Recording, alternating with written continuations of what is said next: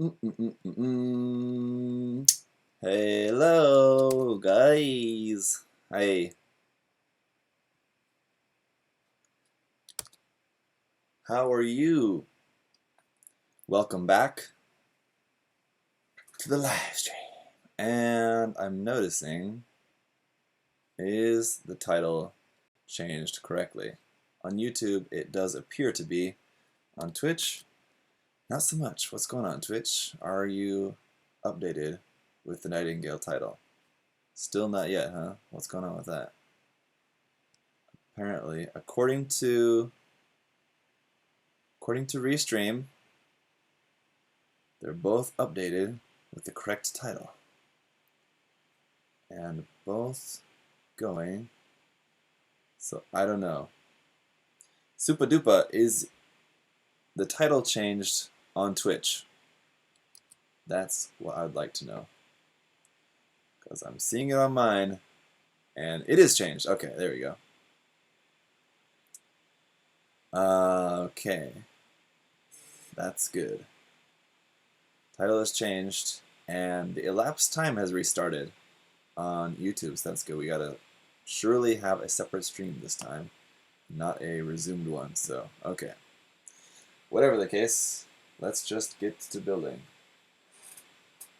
The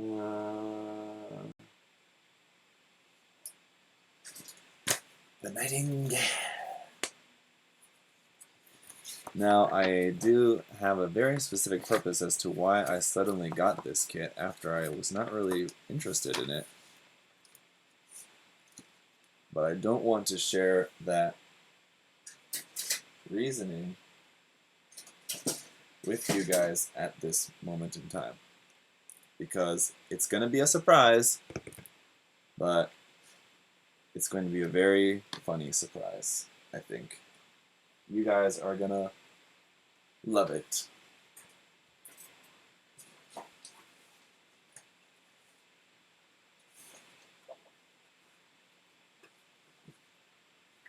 Oh, this kit, unlike the other two, I have not done any previous setup work on this to get it ready. As in, I haven't done any nub removal or anything like that. It's all still on the runners or anything, so it's going to be a much slower process building this kit. So, sorry for that. Let's see. I'm just going to put this here. Alright, so, let's see. Maybe this guy, and again, I'll try to keep in mind about staying in frame here.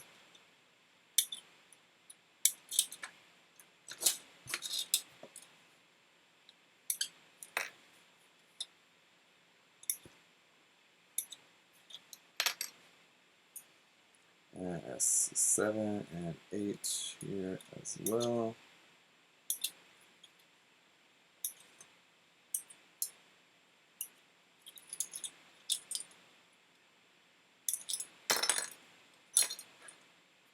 Have any of you guys ever built this kit? Seems like, I mean, it was a pretty big deal when it came out just because of the sheer size of it and everything. It was kind of just like a big thing. Like, not to the same degree, but almost like comparable to like when the Neos Young came out. I mean, it's such a big, massive kit that we just didn't really ever expect to come out, and then there it was. So I feel like kind of the same thing with this kit, and so I say anything big and massive is going to be really impressive and exciting, but at the same time, not a lot of people are going to want to buy it just because it's big and expensive, so not sure. That said, this kit is not that expensive. Anyway, still, in the States, I'm guessing it's probably going to cost you around $100 or something, I guess. If you can get it for cheaper, that'd be awesome. But considering just the massiveness of it, it's not that bad, I wouldn't think. If you can get it for around $100 in the States, not too bad. Obviously not going to be a kit that you can really do a whole lot with. It's pretty much basically the same can be said for most of the RE line. dynamic posing and anything like that is not really the strong point of the line. That said, I mean, if something this big is be impressive nonetheless, eh? So we build it from the legs up, it seems, so that's going to be what we're going to be building here first. I'm just going to follow the manual just because. So we're building the legs first. I'm using all of this S runner for the legs. I like it when the runners are organized by section. It just is, it's a lot more easy to do. You have so much less like shuffling around between runners for stuff. So like for example, what I mean is like, so like all of the parts on the S runner here are all parts for like one of the legs. So you have two of the S runners, just like one is all the parts for the left leg, one is all the parts for the right leg. Very convenient. You don't have all the parts spread out over multiple runners. Obviously, they will be for different, like, these are the frame, joint parts, whatever, and then you have the armor parts on a separate runner, of course, but you guys get what I mean. It's a good system that Bandai sticks with sometimes, but not every time.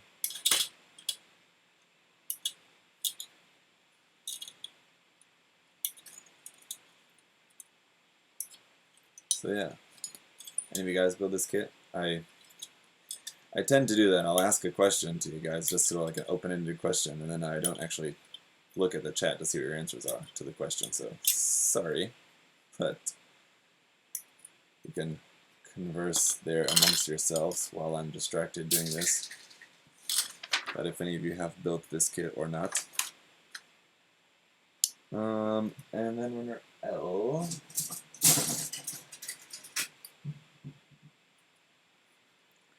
It's L5, 6, 2, 8, 3, 9, 10. Yeah, so it seems it's going to be using all of these parts here from the L runner as well. Which there are quite a few, so I think I'm going to very quickly get kind of overrun with parts here. I wanted to just cut out all the parts that I need for the legs all at once, but I think I'm going to just, the parts are just so large, I'm going to run out of space here really quick. So I'm not sure if I'll be able to do that or not. We'll see.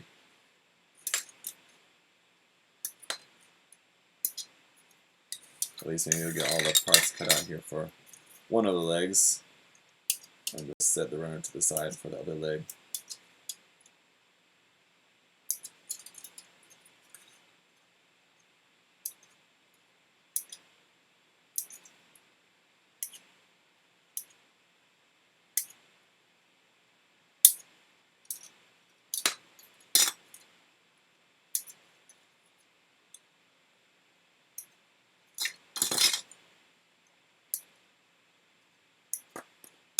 So yeah, as I mentioned earlier, with it being a holiday here in Korea, it's Children's Day, or it was yesterday. Technically, it's past midnight now. Yeah, Children's Day in Korea means only one thing: that it's like Christmas, basically, for kids. Kids get presents.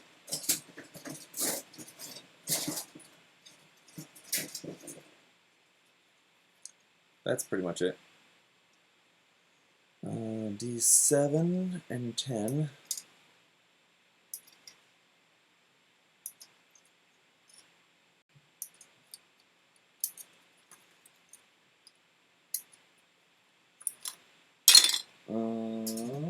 D7 and 10. We all also are going to have all the little yellow parts for going inside all of the little thruster bells, so that'll be fun. We got plenty of those. Any more parts from the D runner that we need? Does this kit require any more D? I mean, just take a look at him. He's got plenty of D, no doubt about that. We do need a few more of these. B5. Where are these three here? 1, 2, 3. 1, 2, 3.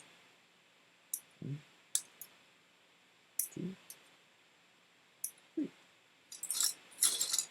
So there you go. There's all the parts for one of the legs.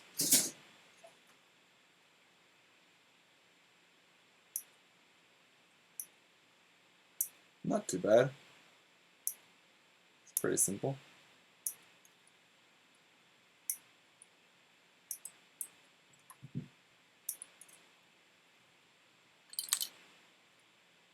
I think I got everything, minus some polycaps, but we'll get to those a little later. So let's get these nubs cleaned up, shall we? And the stickers we not be needing at this point in time. Alright, let's get to going. Nub removal. Live. The peak of excitement. Could be worse, I guess. I could be sanding live. Which would be more boring to watch? Someone sanding or someone removing nubs? Or someone removing nubs and sanding. Full paint prep. Not even just review prep.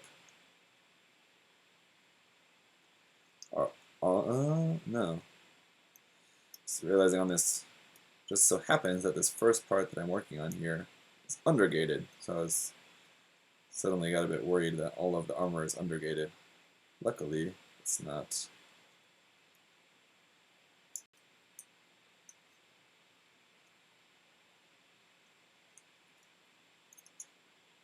Also, thinking I'm not going to be too super precise with the nubs on this guy at the moment, because I know when it comes down to time for painting for this guy, it's going to be a lot of sanding and stuff required. A lot of these big surfaces are going to need some good sanding before they're really going to be ready to take on some paint, so there'll be plenty of sanding to do later. Won't worry too much about the nubs at the moment. Just get it presentable for the review anyway. And a subsequent video after the review. I think Alex is the only person who I've told my idea to. I think Alex and maybe Josh as well.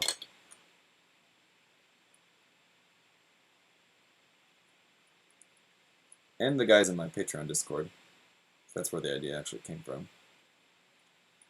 They know about it.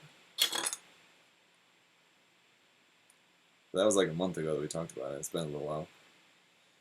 I've been busy, alright. It's taking me some time to get around to this kit, but we're here now.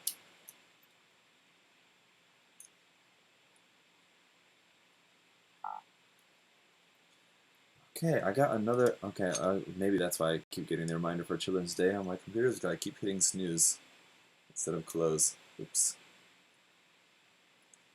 That would explain it. Sanding would be like ASMR. Yeah, I guess it could be.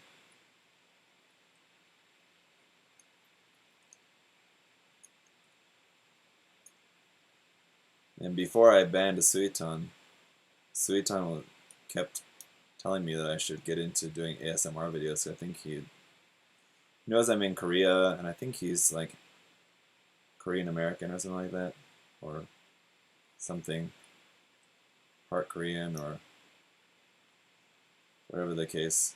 He seemed to think there was some connection there, and he kept going on telling me that ASMR is like really big in Korea. Haven't you like seen it, or are you into ASMR? Or you should try doing ASMR build or something like that. He was hitting me with a lot of that ASMR talk before I gave him the ban, gave him the boot scoot. Give him the Begone Suiton boot.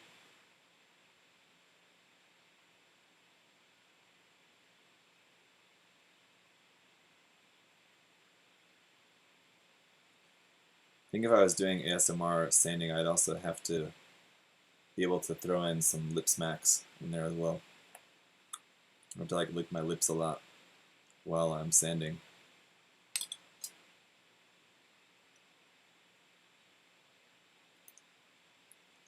I think the binders on this kit was going to really take forever because you have just the repetitiveness of all the thruster bells up on the underside of the binders, and then all of the funnels on the top side. I think it's just 6 or something funnels on each one, so it's nothing really like too absurd.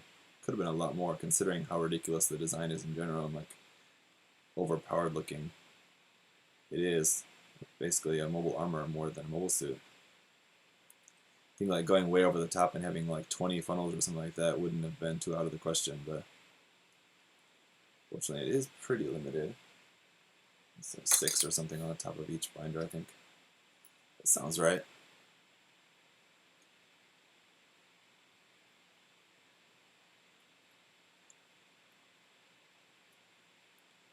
The way they've done this kind of soft cloth part by just these hard pieces, but just kind of looking like cloth, it's pretty good. Basically the same like what they did for the HG Thunderbolt kits. Kind of hard to remove the seam line on them, but I think it's better than like anything that's actually like soft rubber or soft plastic.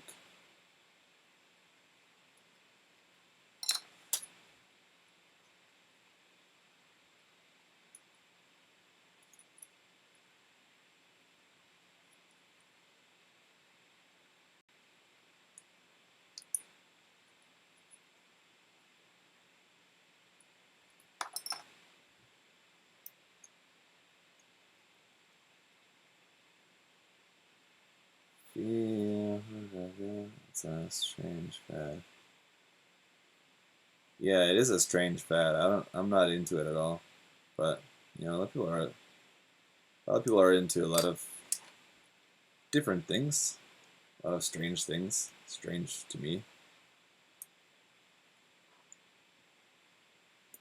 But yeah, I'm not really into ASMR.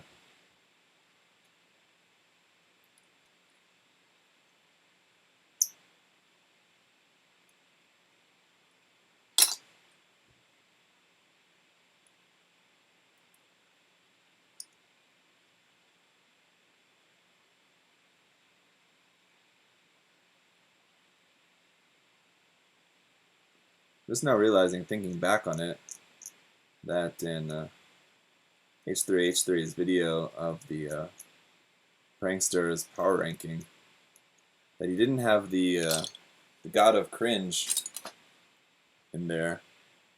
You guys remember that video? He had a couple of videos with that same guy. I think the first one, he said it was like, I think it was like one of their first reaction videos. It was like the How to Kiss video. And then they did another video much later on about the same guy, and it was like talking about a couple of videos by him, but like the one that I can remember offhand was where he goes into Starbucks and like drinks like 80% of his coffee, and then goes and complains that he doesn't like it so that he can get a free one, and then like he just like drops it, like spills it all over himself, like in the parking lot. Remember that? Yeah. That guy, the God of Cringe guy. I forget what his name is or what his channel name is or whatever from those videos, but he was not included in the prankster power ranking. I guess he was not really much of a prankster, I guess. His Starbucks video, I guess, could be considered sort of a prank, sort of.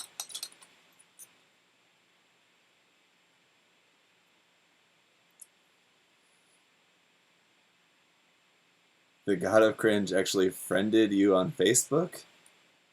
That's pretty insane. That's weird. That'd be weird to be friends on Facebook with a living meme.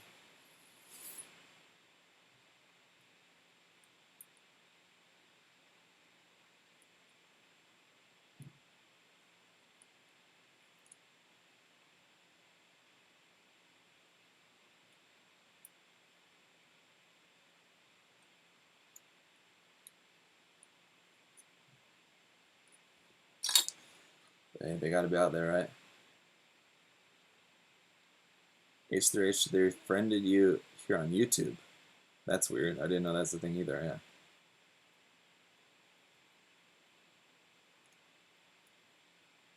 Maybe it was that bot thing. Remember they did that video on the bot where it was like going around and like replying to comments on other stuff, and it was like, hey, you won the, hey, I have a gift for you, and like you follow the link and you could like choose between a bunch of stuff like from the link from like free stuff. Remember that video? It's another one.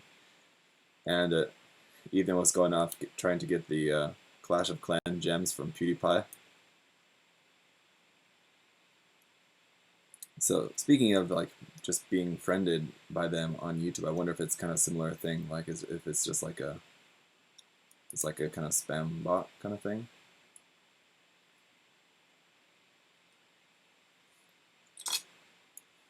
Could be.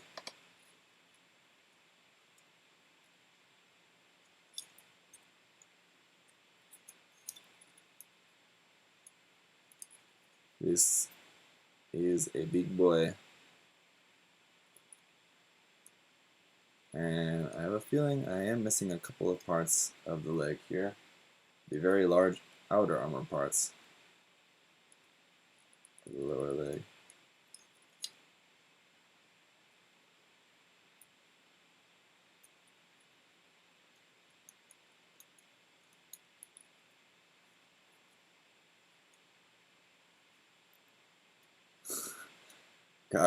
Gotta lie. I hate the real grade line. We need more MGs.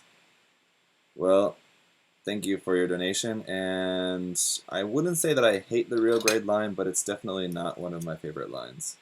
I definitely would prefer an MG to an RG pretty much any day of the week if you had a choice between the two.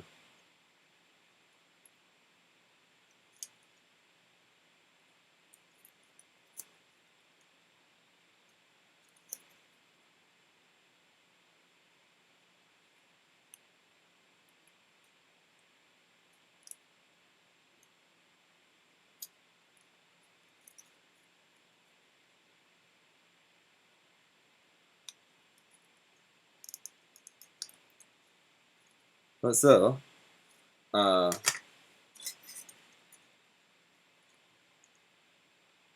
me put this to you guys for an opinion. For those of you watching, poll time.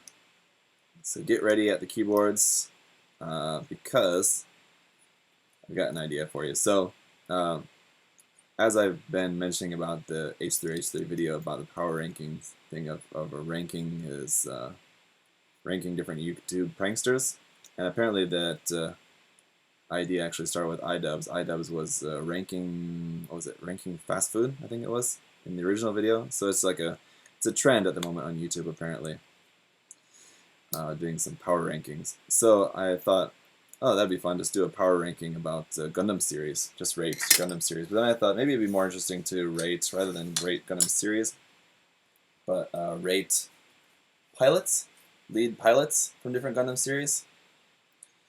Putting Amuro, Camille, Banager, all the main pilots from the different series. But so I was on the fence between doing a power ranking, either lead pilots, lead characters, or like the series themselves. But now that I'm thinking about it, now that I'm thinking about actually building, maybe it'd be interesting to do a power ranking about grades of Gunpla as well, like high grade, master grade, real grade, perfect grade, like that. The thing is that there's not that many grades, so it wouldn't be too many of them to actually rate on their power level. But what do you guys think?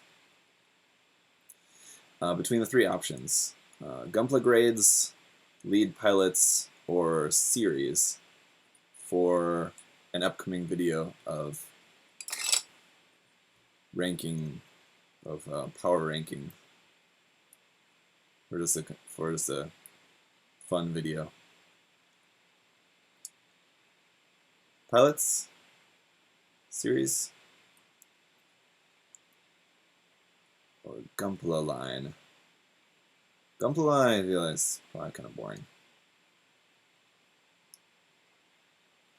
I think series or pilots would be better.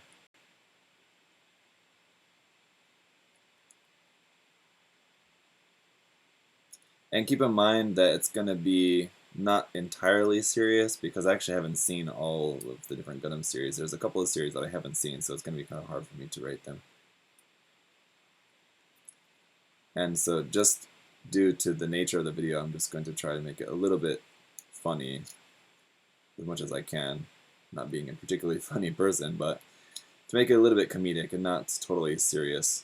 Because I'm not trying to make like a really super serious about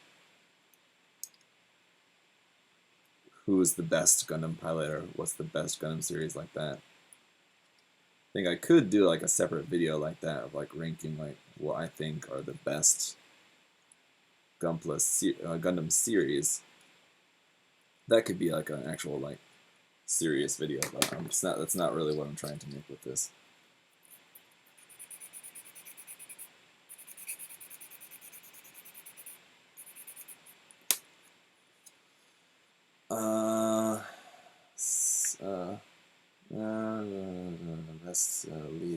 Best lead mechs. Yeah, that's not bad. Yeah, see, Randy has a good idea there. Rank pilots by hairstyle. I think that maybe not exactly that, but you're on the right path. See, I think like if I'm doing if I'm ranking pilots, then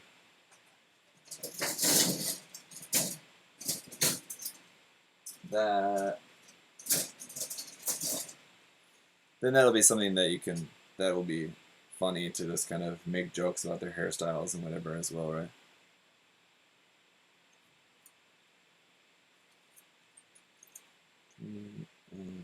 Four. Series. Well, maybe we'll just do. Maybe I'll do 2 videos. Not use Siri. I said series.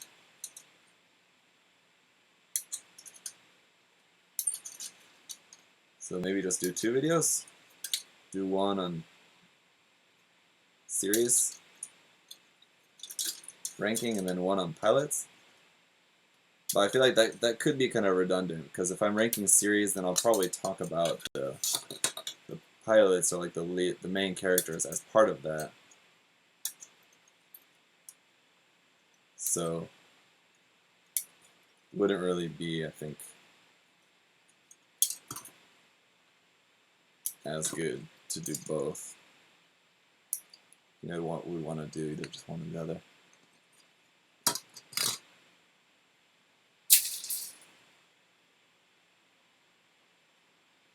Combine both.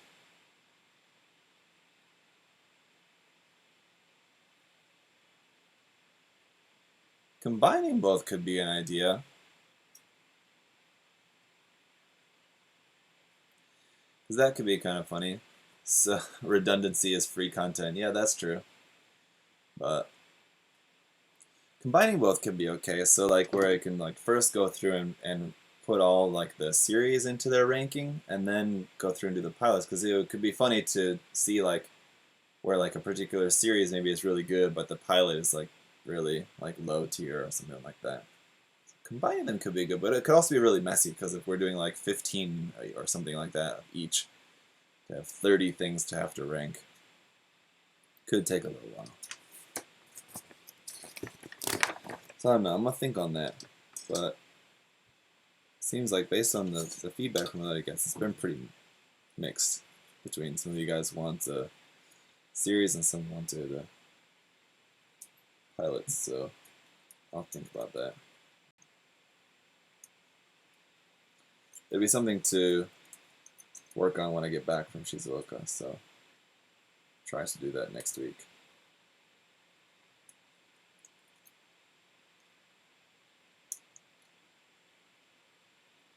Possibly this week if I can, but I'm not really thinking that I'll have any time.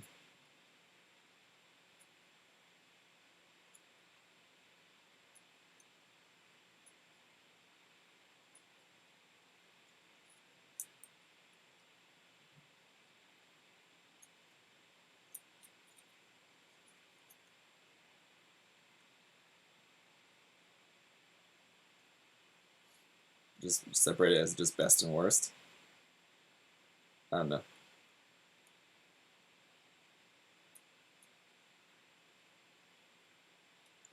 I'll have to like refresh my memory on a lot of them too, just to be able to properly rank them. Because like, for example, Zeta I've seen, but it's been a long time since I've seen that, and don't really like remember it that well.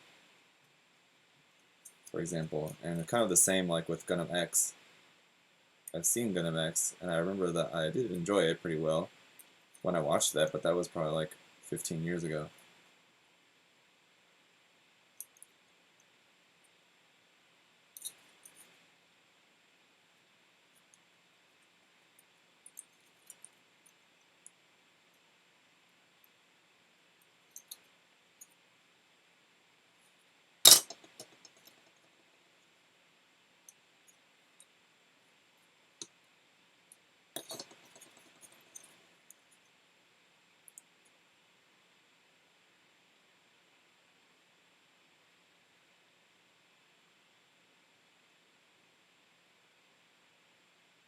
Was someone spoiling something in the chat? Sorry about that. Something about one of the Gundam series or something?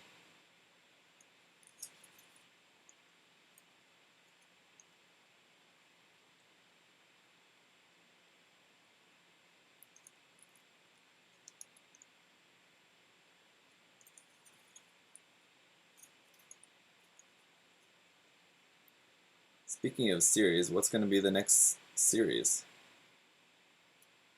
So I don't really have a series going on at the moment.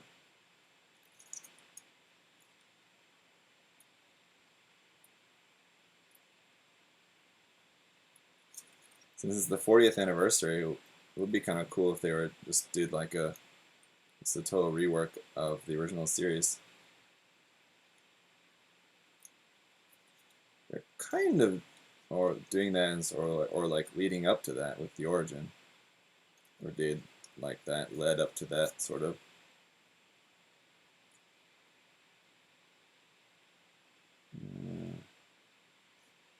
The next series due is the TV version of the origin. Really? Are they doing a TV recut of the origin like they do with Unicorn? That's kind of dumb.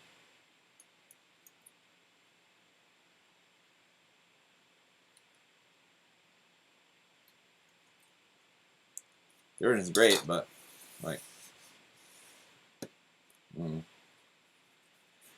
question: what color or brand of paint do you usually use for Gundam eyes?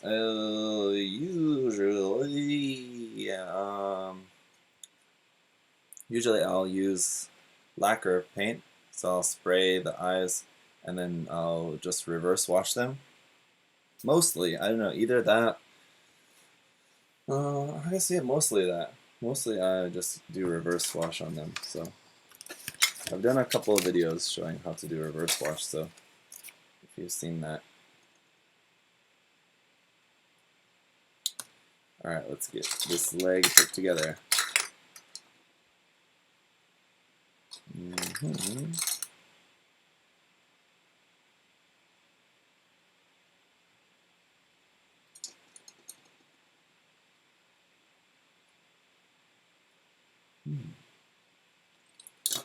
Interesting.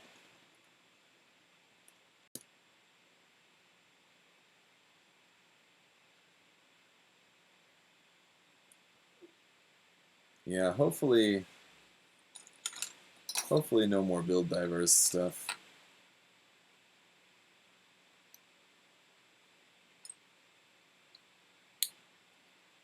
It's fine. But let's just do something different. We did something different. Build fighters and build divers was different. It was good that it was different. But now let's do something different again. We did that for a few years. It was fun while it lasted. Let's try something else now.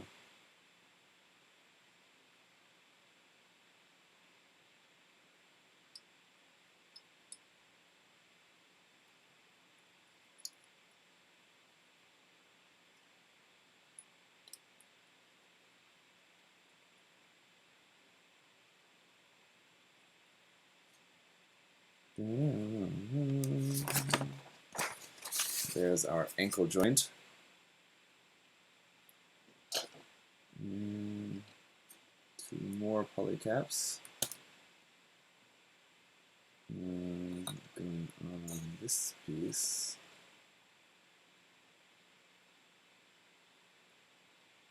Very specific about the notches, have to be pointing up like that. Okay. Very well.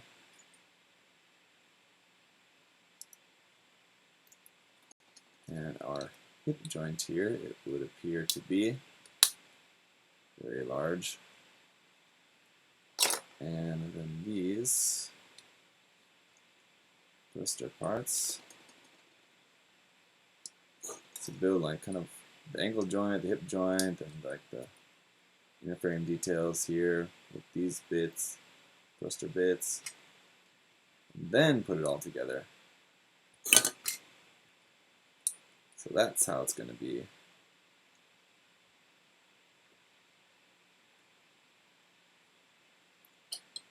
There's that.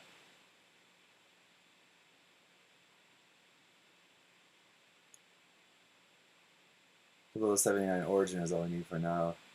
Ratings don't really matter with the Gundam series. It's all about the kit sales. Yeah, for sure. That's Randy is dead on with that.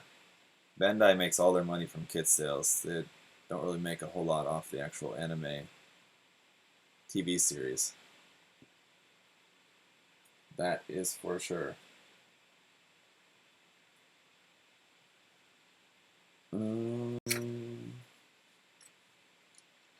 This boy has got some long toes.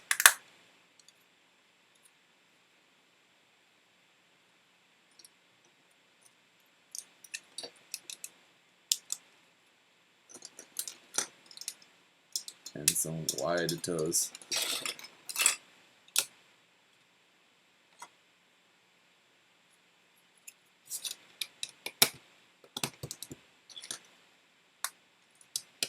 Oh my.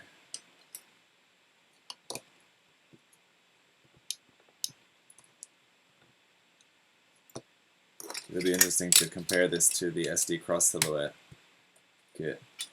Be tiny in comparison. That's a big ass foot, boy. Cool that it has some movement there of the toes, but I don't think it's ever going to actually be moving them. Just because getting this kit airborne I don't think is going to be a very easy task. But I do want to try to do that actually, eventually.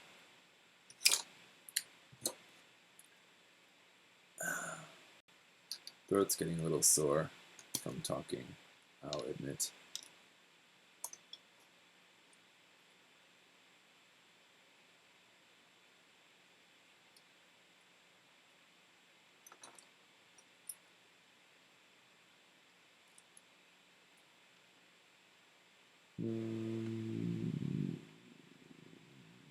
Like that.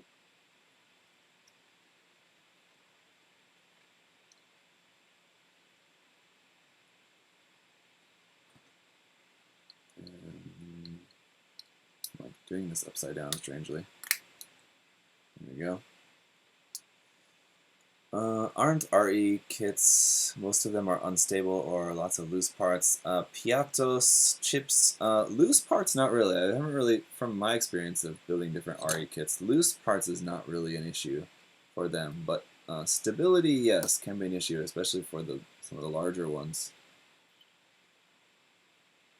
But again, it just kind of comes with the territory of them just being large kits.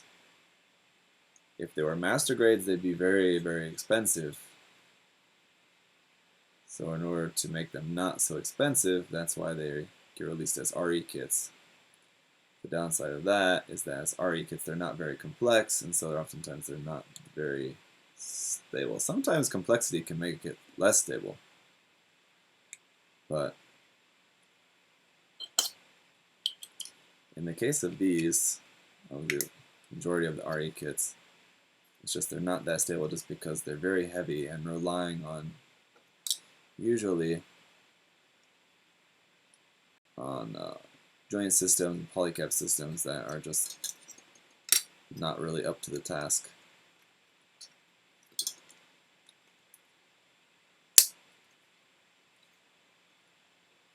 Here's the inside of our leg.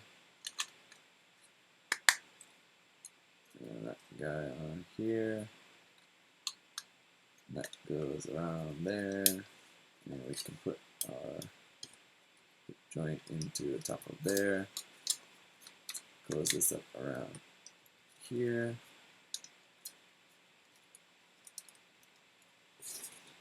Stick that onto there. And stick this on the front of here. And we've got a very large leg. Oh boy. He's a big boy.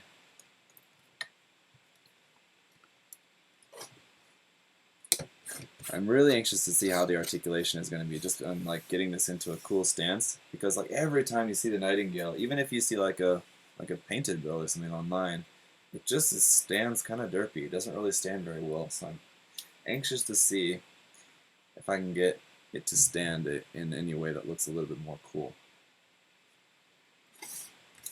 Oh, sorry, that was off screen. But anyway, there's one of the legs. And now I'm also thinking that I think I'll build the other leg off camera. I won't bore you guys with building the same thing twice, because then it takes a little while.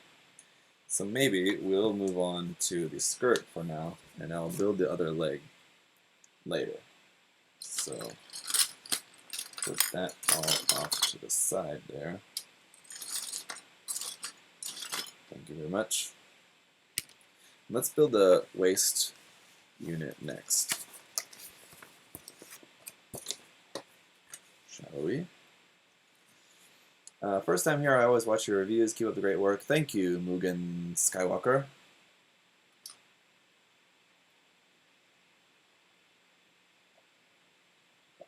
An RE100 Shambler would be ridiculously huge, like bigger than the Neo Xeon, or comparable to the size of the Neo Xeon. Too big. An RE1, just a 1/44 scale Shambler would be maybe more possible, but even still, pretty unlikely, probably. Alrighty, skirt. BB8. 4 of those. Leg off to the side with you.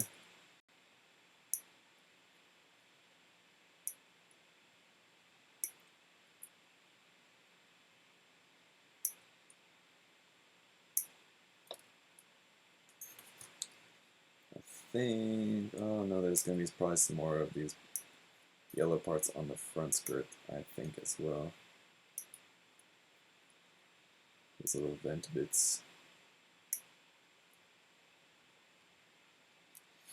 For the back skirt, though, just those 2 bits, and also B2. 2 of those. It's going to be really hard keeping all the thruster wells straight when it comes time to painting and just like separating these parts, because it's not like these are all the same number and these are all the same number and these are all the same number. It's like there's 1 which is different from 2, which is different from 3, which is 3 of those, which is different from 4, there's 4 of those, 3 of those. It's like they're just very slightly different, so it's going to be really hard to keep them apart when it comes time to painting. Ay, ay, ay. I'm going to have to like put a little piece of tape and mark which one's which.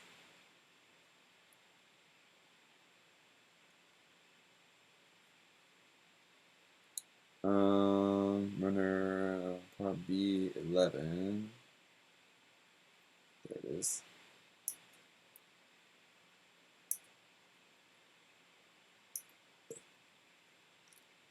And B11.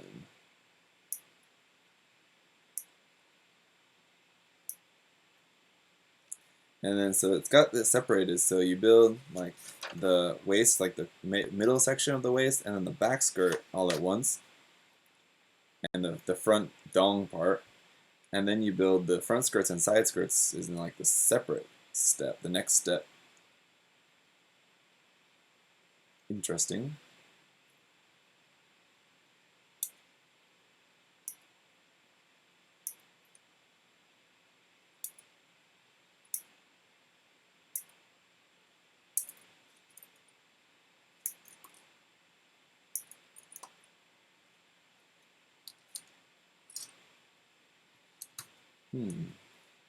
Indeed.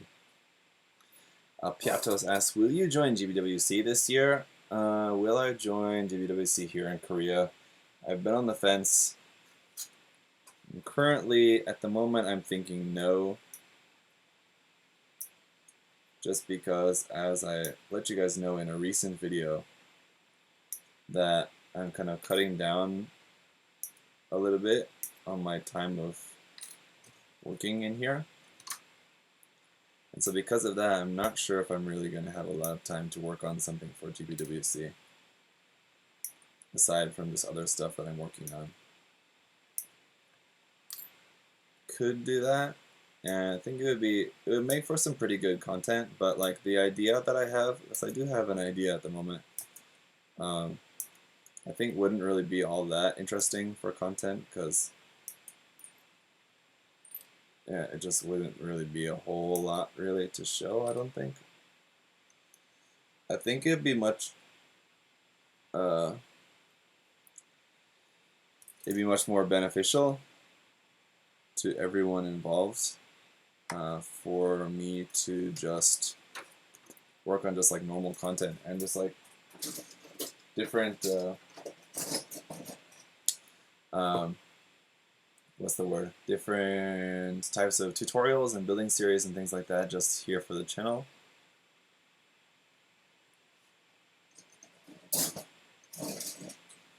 That kind of stuff that is just maybe more useful and or interesting for you guys.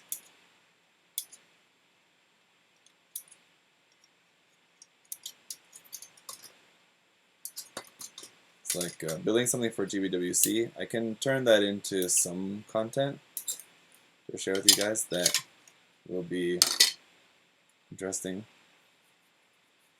I suppose, but probably not on the whole all that beneficial. So I don't know if that makes sense, then yeah.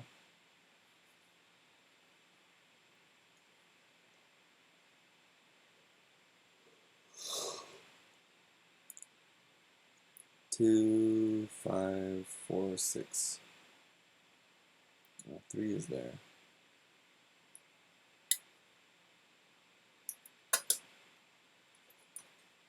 There. 2, 4, 5, 6.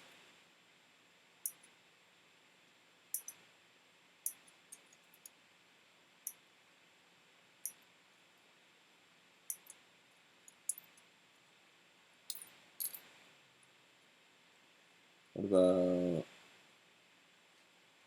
D1? Does that go somewhere around here? Just might.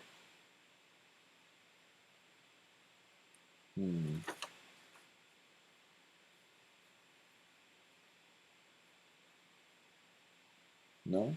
Somewhere else? Okay. Anyway.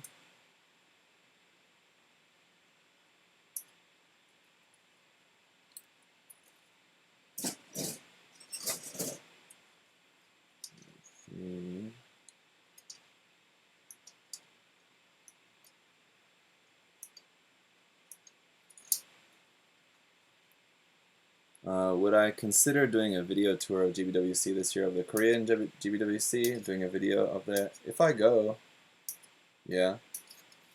I mean, whether I enter or not, I would still like to go and check out the event and share that with you guys in a video.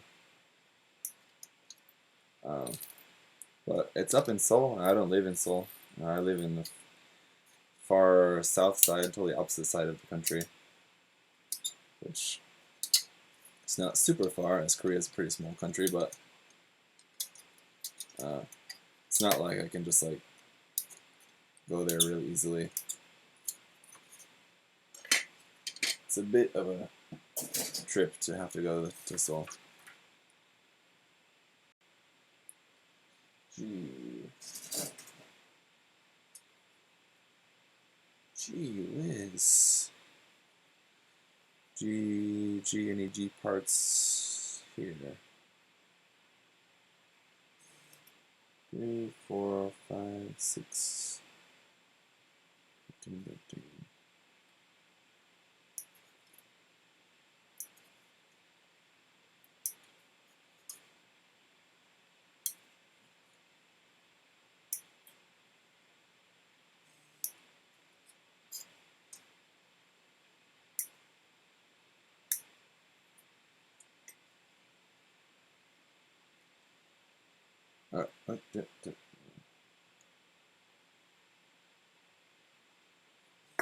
Hack Roots. What kit am I building? Yeah, it's in the title, my boy.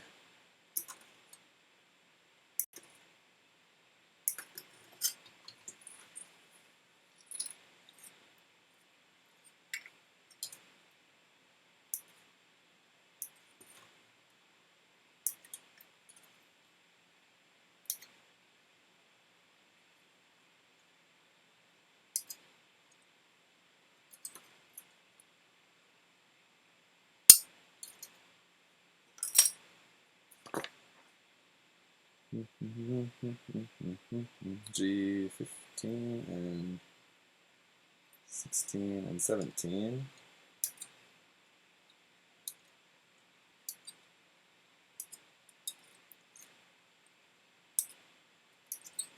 This kit doesn't have working subarm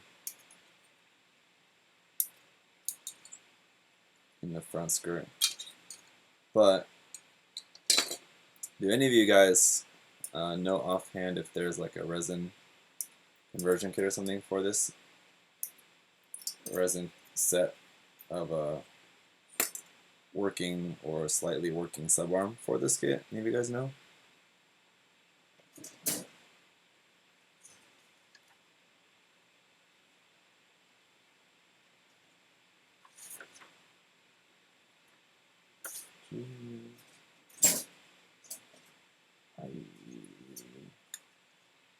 I've seen a resin kit, but no conversion kit. Yeah, there's resin kits of the Nightingale in general, but I'm warning about just like a conversion kit just for this that has just basically a resin set of just a set of subarms for it. I've seen that there's a resin kit of subarms for the Neo Xeon, or a subarm. You have to buy, as I've seen it, it's just for one single subarm. So you would have to buy two if you wanted two of them. It's not too bad. It's maybe if you only want one, it'd be annoying to have to spend more to buy a set of two. If you really want to, and you're going to have to pay for two anyway.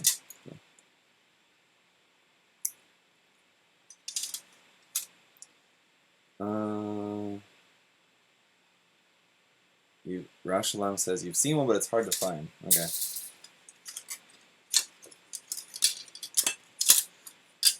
Not too super interested, but maybe if I can see one and check the price, it might be something to look into.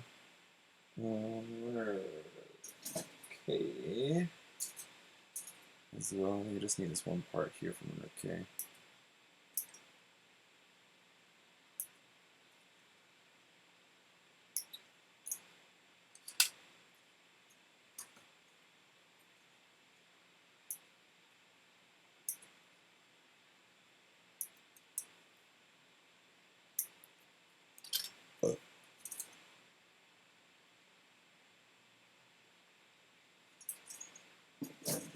And R.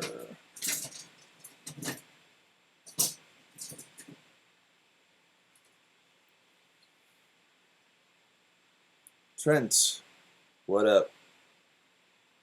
What's going on? Trash to treasure Nightingale? No, I don't think so. Nightingale I don't think will be very trash.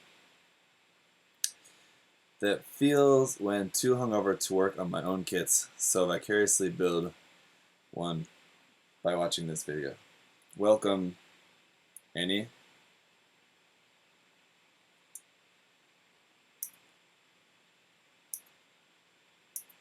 How I miss, and also don't miss at all, the days of being hungover. Now that I rarely drink.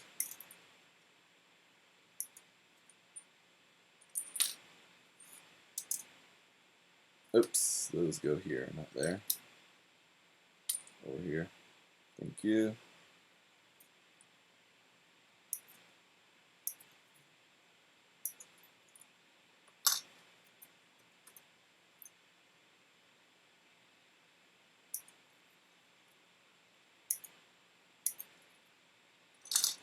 What is it? It is Sunday morning there in the U.S., isn't it? So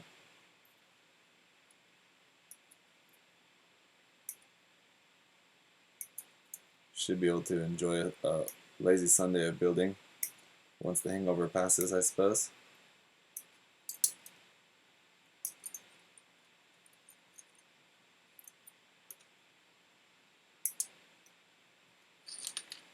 It's kind of slow goings. Mistakes were made. Well, I suppose that does tend to happen, eh?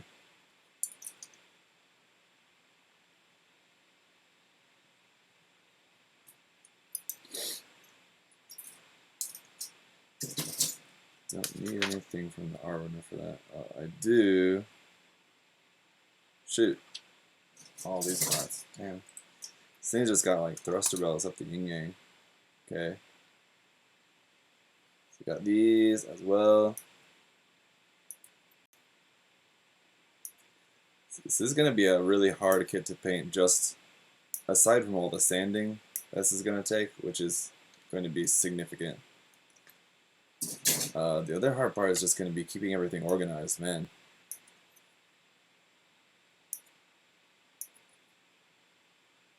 It's got like 10,000 little thruster bells. And they're all different. So yeah, obviously, keeping them unorganized is just going to make it a very long guess and test game once you're doing your reassembly.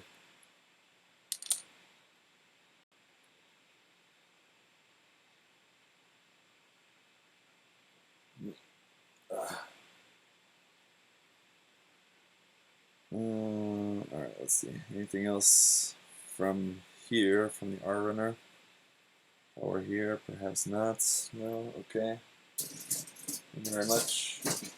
Be gone. And some of these Q parts. I think this is the last bit of parts that we need before we can start getting back to nub removal, and then we can start getting back to putting this together.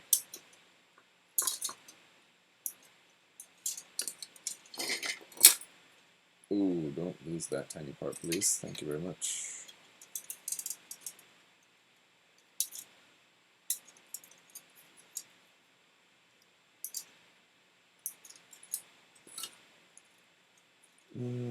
Three, two.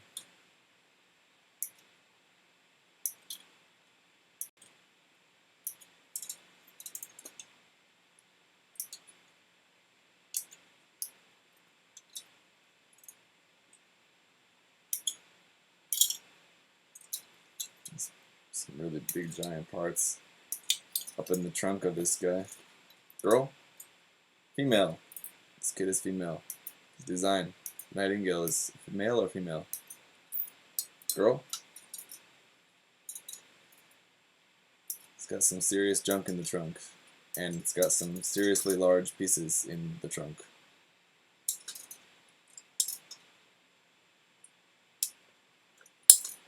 Dang. Some massive gates.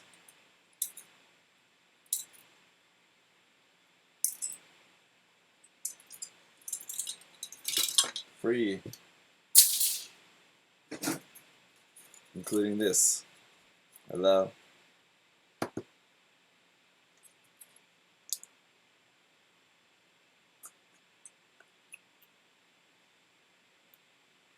Yeah. New back skirt. Who dis? Okay, I'll stop. Sorry.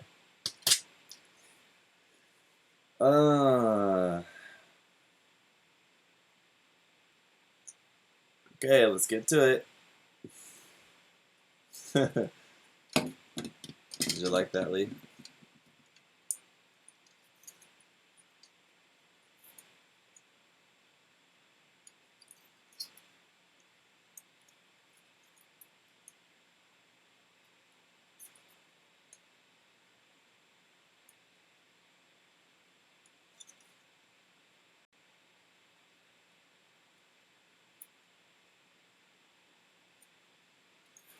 Ooh, this boy. That was not funny. That was not funny.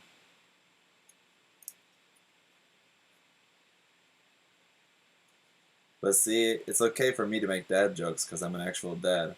When Josh does it, that's when it's cringy. Because he's not a dad, so he doesn't have the dad joke license.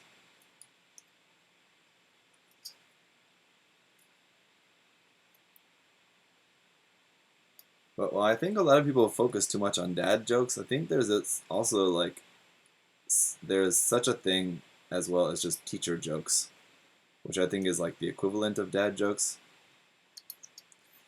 So the often overlooked teacher jokes. And Josh is a teacher of sorts. It's not like an elementary school teacher like I am, but he does teach as well. So maybe that's where he gets his jokes. He's got the teacher jokes.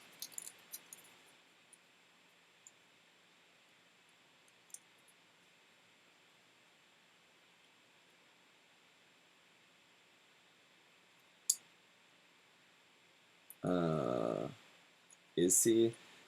Yeah, I don't know. I'm a little bit unclear. Every time I hear Josh talking about his job, it seems like every time it's something different. So it's kind of confusing.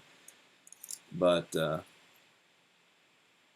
know he does like freelance stuff and or teaching stuff sometimes. But I know at least sometimes he's in some sort of way a teacher of sorts. So it could be the source of his teacher jokes.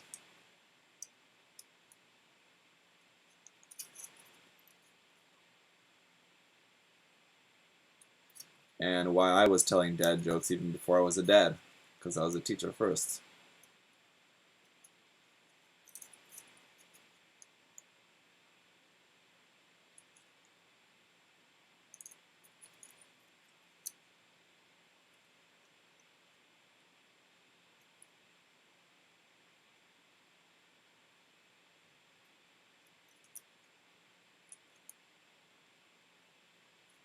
Yeah, Josh doesn't really do much for money.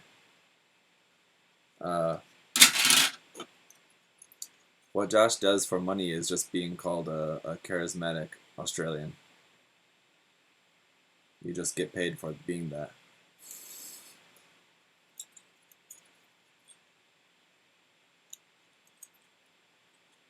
Alex, what did we do for Children's Day? We went to, or over to, we visited my wife's sister. Visited the in-laws, but not that bad. Actually, my wife's sister had been staying here in town at my wife's parents' house because she recently had a baby, so she'd been staying there for a little while. So that my wife's mom could help her sister out with the baby for a while. they moved back home today to their place, so we all went together with them. Sort of like housewarming party-ish of sorts. Well, not really a party, but just like a Korean family style thing. Get together and eat. I guess that's just as much of a party as anything. But we had some good Jim?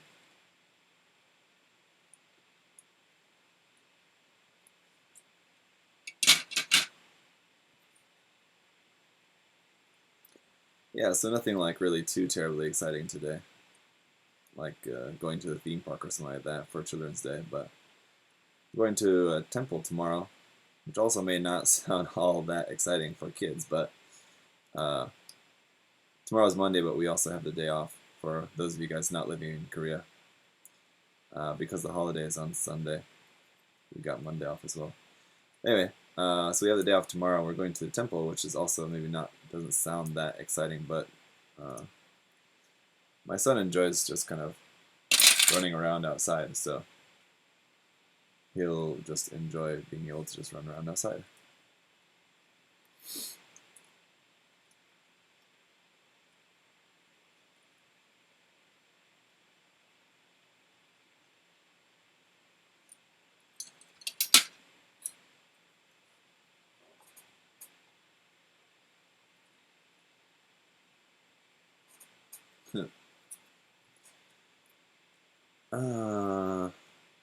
Yeah.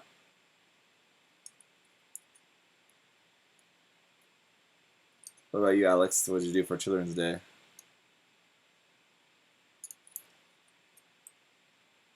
Make a child, perhaps?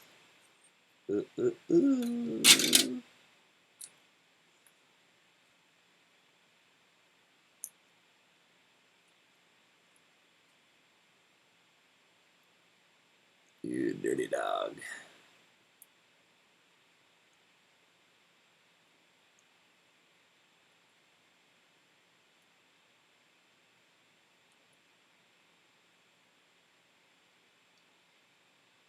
Is it still live? Heyo, yes.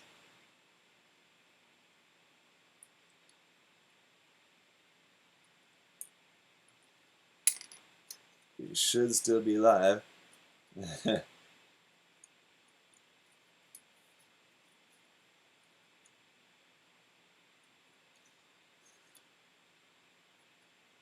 How's the RG Strike Freedom to build? I always see it and dread those wings. I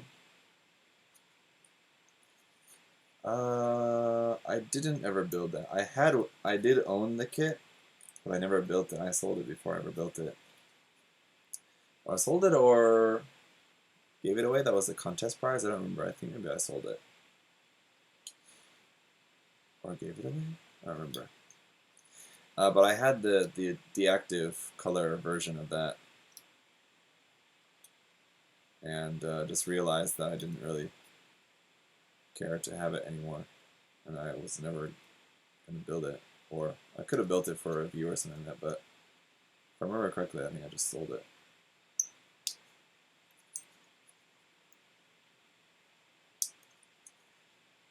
One of my long-time works in progress is actually work on the RG Freedom. Something that I started years ago, kind of like around when I first started doing YouTube. I don't think I ever did a work in progress video on it because I didn't really get up to the point where I could really have much to show in a work in progress. But what I was working on doing was undetailing it, because I thought it'd be really cool to make it look like an HG, just with a lot of part separation, basically, and a really highly articulated and highly part separated HG, just without all the details that make it look like a real grade, if that makes sense. So I know it may seem like a shock that the goal is to take the details out of an RG kit, but I thought it would be kind of interesting looking. So that's what I was working on doing years ago, and the kit's still in the box in the middle of kind of its undetailing transformation.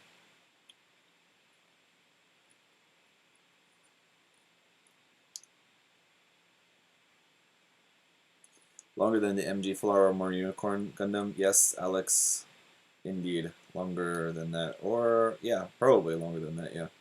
I think so.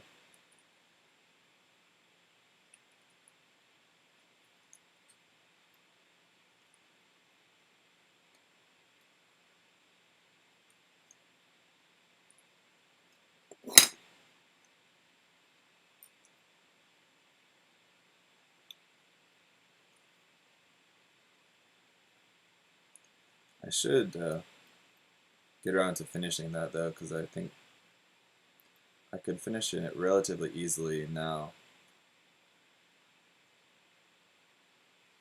More so than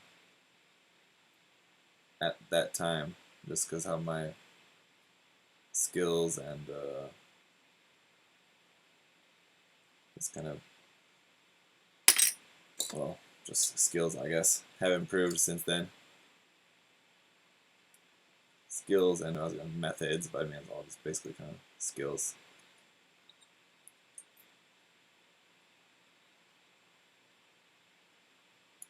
Knowledge, I'll say. Knowledge or experience, not necessarily skills. It would make finishing that project quicker and easier now than at that time.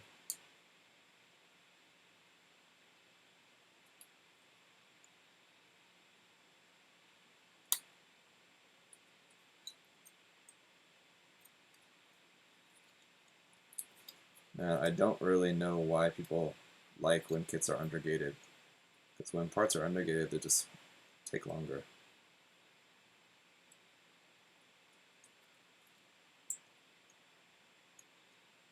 The only good reason for undergating is for plated kits.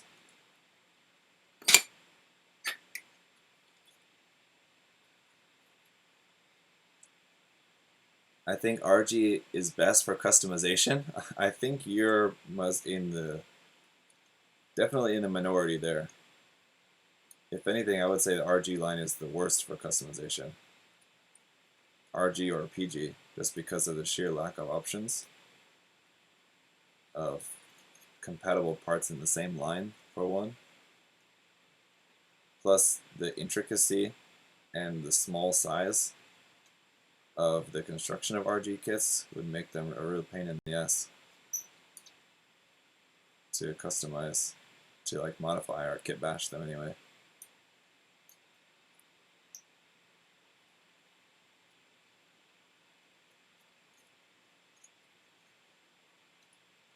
Yeah, I agree there with Lee. RG is the best line if you just want a straight build, just straight out of the box and not do anything else to it, or just like very minimal work, just like a little bit of pen aligning and top coating, and like that's it.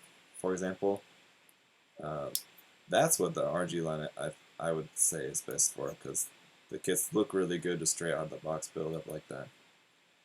Because in most of them, you have that like really nice color separation and like two-tone colors and everything, kind of like a signature aspect of the RG line. And that's the kind of effect that a lot of times a lot of people want to do with their painting, but in the case of the RG kits, you have it just straight out of the box, so it's nice.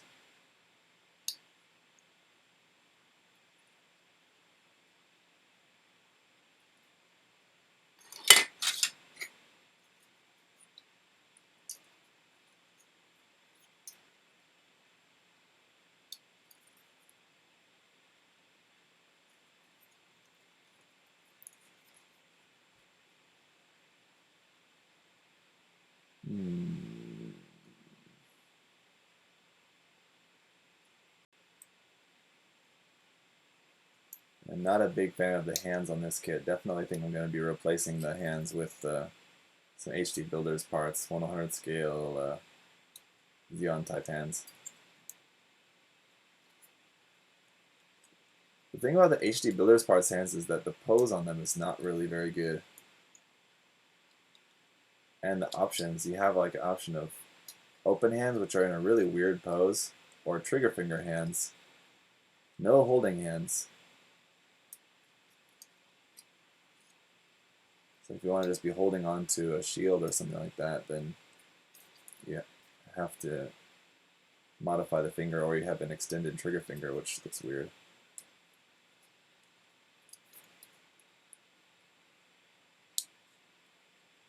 Yeah, the open hand on them is really weird as well.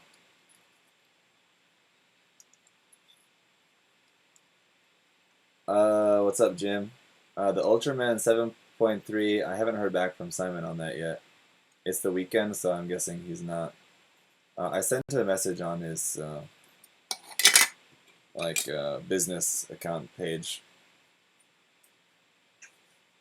not to his personal account, because just didn't really want to bother him on the weekend.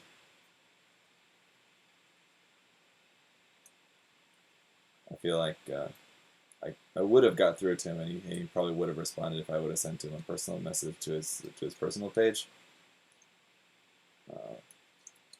But yeah, it's not urgent.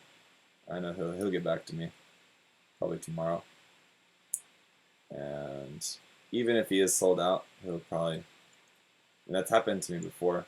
He was sold out of something that I wanted to get from him, but he was able to just get another one for me just from somewhere else. I think that's what he's doing for me with the Dodge. Like I was late to pre-order the Master Grade Dodge, and he had already sold out his pre-orders, but he said he'll be able to get one just through someone else or somewhere else for me. So that's good, because on the P-Bandai shop here in Korea, the Dodge sold out real fast. As it seems like just about anything is going to from now on, unfortunately. So you have to wait to get in like the second or third round, because the first round stuff usually just sells out so fast. Waiting every day, waiting and checking for the F90 to come up for pre-order, but they haven't put anything new up for pre-order in a while.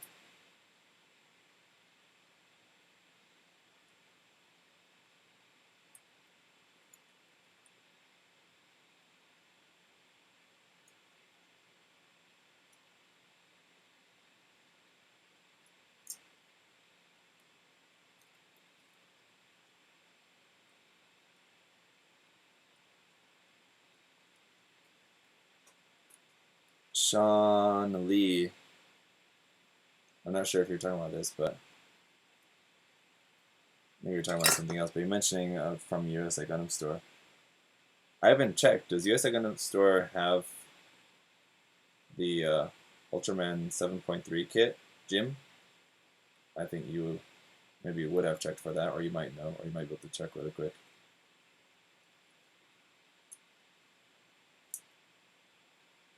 USA Gundam Store, obviously my sponsor for this channel, but I don't always check their site to see what's available and what's not.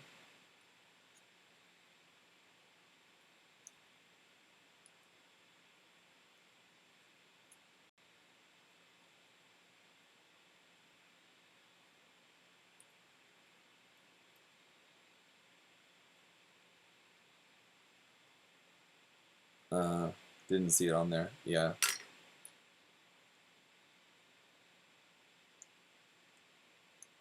They do get some third-party stuff, but not always, so.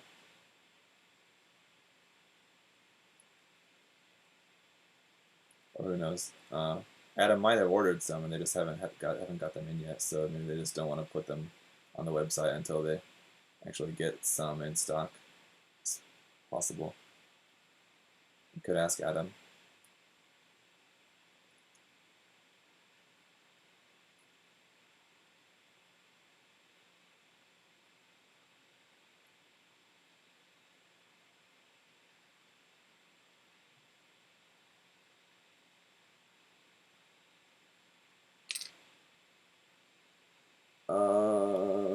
Call Me Cujo asked, do you ever use metal replacement parts or just metallic paint for effect? Kind of no and no, to quickly answer that. Metal detail parts, I don't really like the look of them. I have, and not very much, but I have, especially kind of recently, used some photo etch parts on a couple of builds, just a few, but I don't leave them exposed. Some people will put on like photo etch parts like later because they want to leave them metallic. Some people put them on before painting because they want to paint them. How I've used them is that I put them on before and then painted them. But yeah, I have used a little bit of photo etch parts, but no like metal detail up parts like metal, like actual metal thruster belts, stuff like that. I just don't like how they look. And then as for metallic paints, yeah, I've used a little bit, but really not that much. I don't really like it either. So I usually use it very sparingly.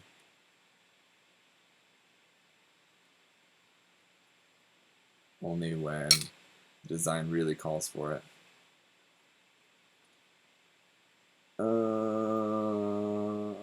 There's a weird kit in the sense that it's supposedly an official license kit, but it seems to be exclusive. Yeah, I don't know. It does seem like it's an official kit, but yeah, I'm not sure either on that, Jim. Because they did also do a B-type one as well. The same company also did an Ultimate B-type, didn't they? The 1/6 scale B-type kit was from the same company.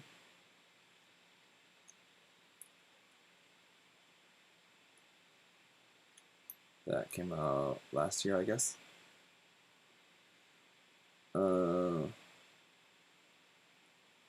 RX-93 new. What's my favorite kit of all time?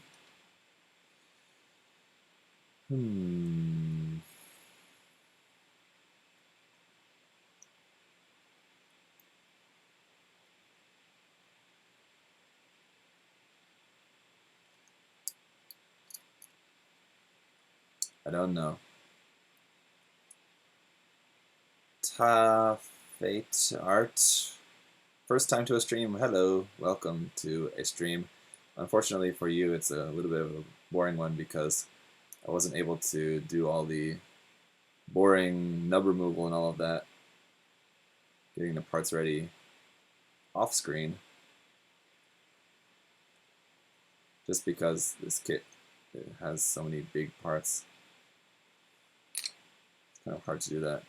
So I'm having to do all of that during the stream. And so, not very gem.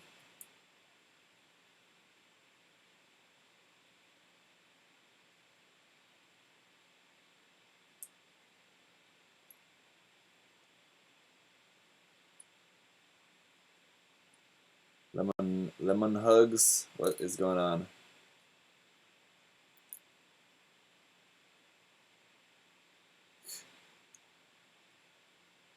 Hey, to watch me play with my nubs. That's an interesting idea.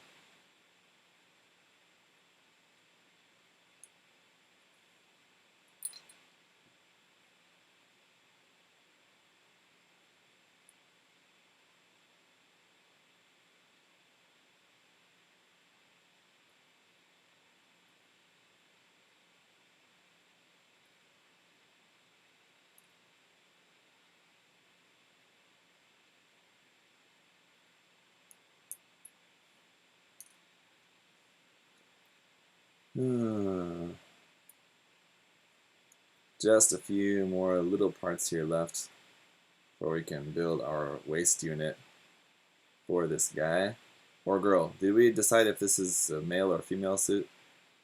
Because now I'm just thrown off. Is the Nightingale as a mobile suit, male or female? Obviously it's operated by a male, but does the operator have any effect on perceived sex of the mobile suit?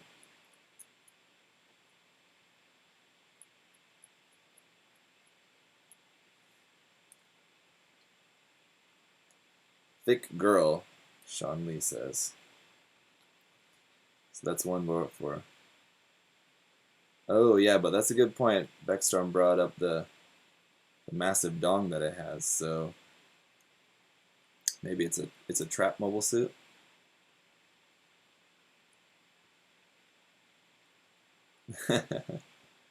Exactly. Could be. It's a thick trap.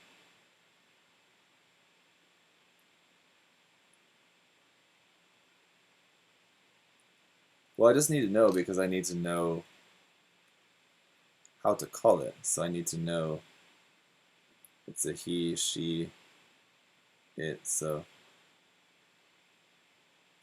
what's its pronouns?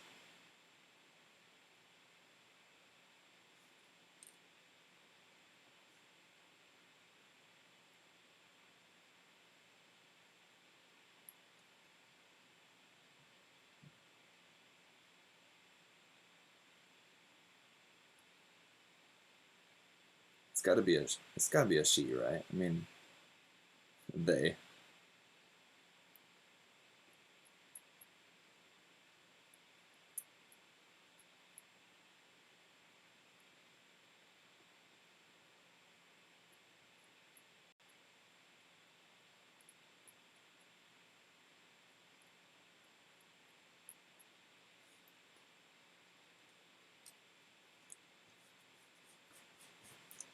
It's a guy. Let's see. It's gender neutral, no pronouns. It identifies as a pigeon. Wouldn't it identify as a nightingale?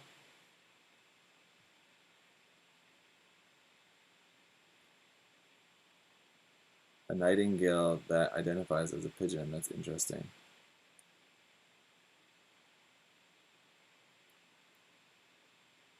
Thunderbolt Gundam. What's my favorite Gundam series of all time? My favorite Gundam series are Unicorn, Tournay, and 8th MS Team. Not particularly in that order or any other order, but those are my top three.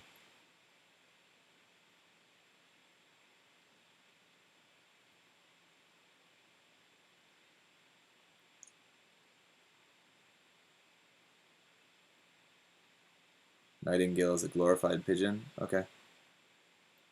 Then that works, I suppose.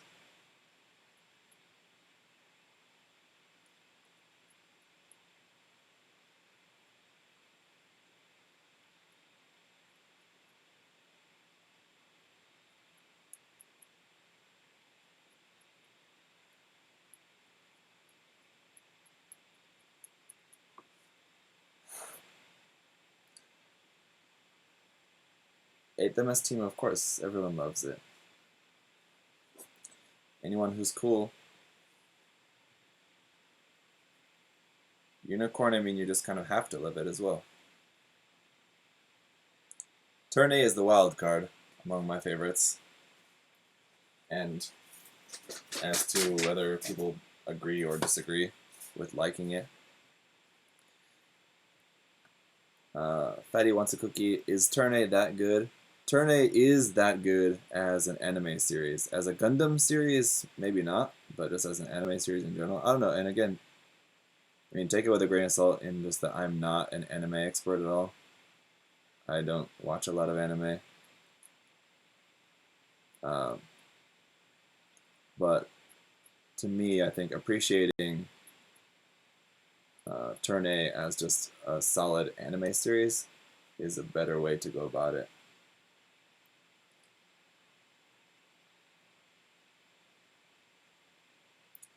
Have you ever made a tutorial or talked about how to clean up nub marks on hard, clear parts you cut off the runner? Yeah, clear parts can be tricky. No, I haven't ever made a tutorial on it just because honestly, I wouldn't really be the right person to ask about that because I don't have a whole lot of knowledge or experience really with doing it.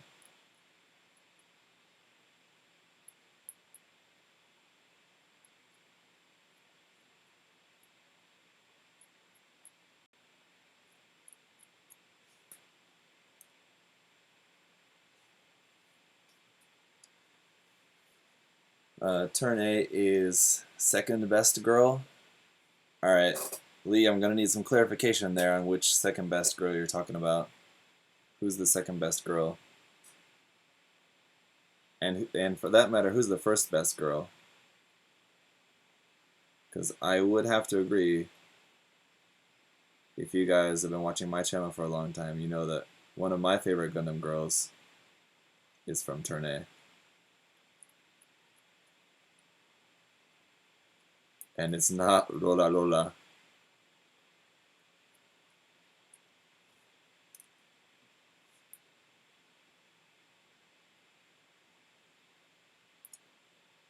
Call Me Cujo, yes, everyone likes the origin. It's also very good. It's not Laura. Laura is not the best or not even one of the best Gundam girls. Y'all are tripping. Today is the second best show under 8th MS Team. Okay, sorry.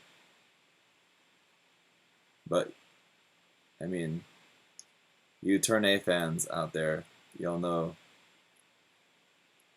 that one of the best Gundam girls is in Turn A. And I'm always advocating for her, but it feels like no one's ever really on the same page as me. So maybe it's just me.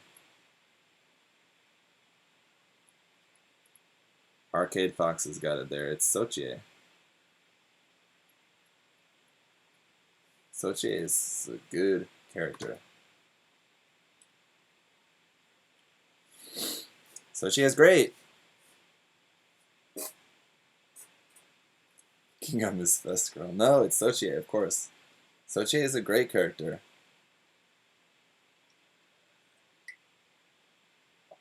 She is like one of the few ever in like all of Gundam series who has like a good, interesting character arc outside of just like typical anime girl tropes.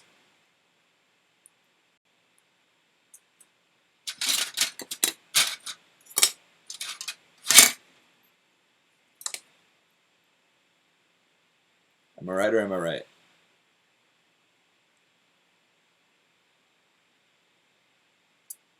You like Rei from Evangelion too. Okay, you lost me there. I love Evangelion. But I also dislike, or not particularly dislike, but I just don't like Rei or Asuka. And there's a lot of super fans out there, a lot of fans, and I don't know if Annie is still in the chat. I know she's crazy about Evangelion, possibly even more than myself. But a lot of fans out there. There's huge Asuka fans and Rei fans. I just don't really like either of them. I think, I mean, just based on the series, I think you're just not supposed to like them.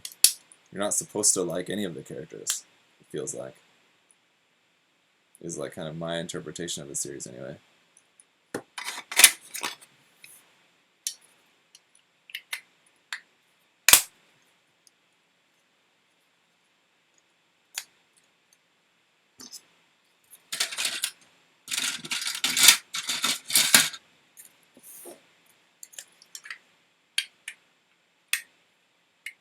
You like them when they don't talk. Yeah, I don't know. Rei got, I mean, they both, Rei and Asuka, I mean, they're both interesting characters. And like all the characters in a series, they're interesting, but they're not likable, and I just think they're just not meant to be likable.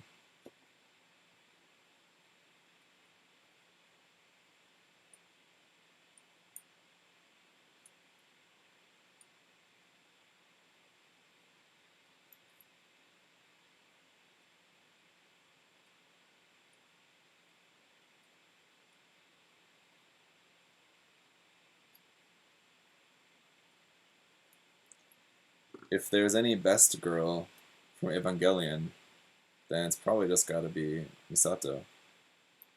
She the best.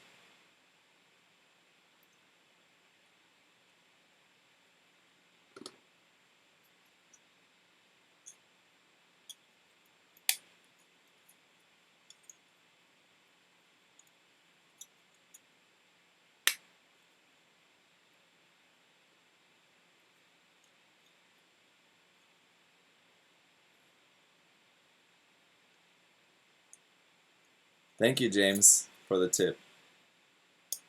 It's a copy paste Gurren Lagann 02. Pretty nice, very simple but pretty nice working feature here for the little kickstand up underneath the back skirt. That's pretty cool. And this part goes between here, plugs up onto the fuel tanks. Oh my. Up onto the fuel tanks. They're very secure. On there, like that. There we go. And that can adjust the angle of that like that, so it's pretty cool. Unfortunately, it doesn't go all the way closed up. But there we go. And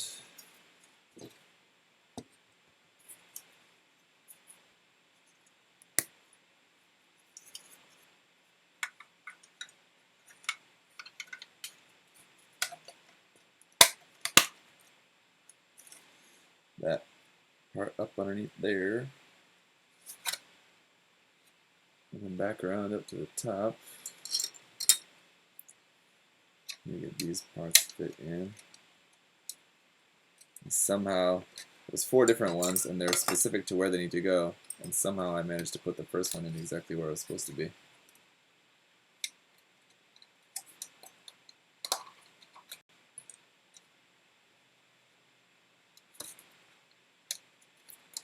And another one I can't seem to find at the moment.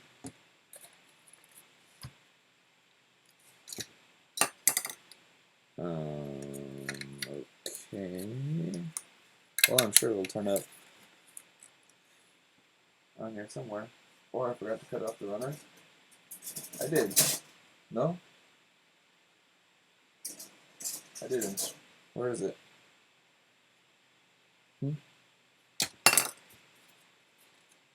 Hello? Oh, there it is.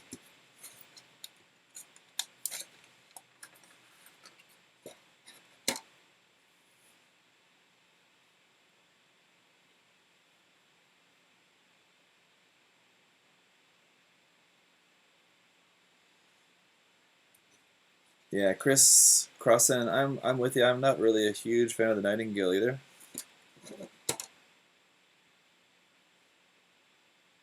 But this kit is just pretty epic, isn't it?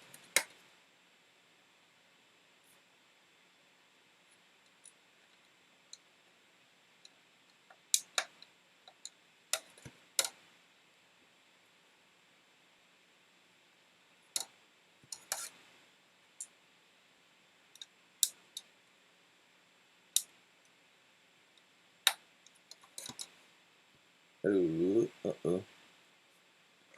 I think I forgot a couple of parts here. R11.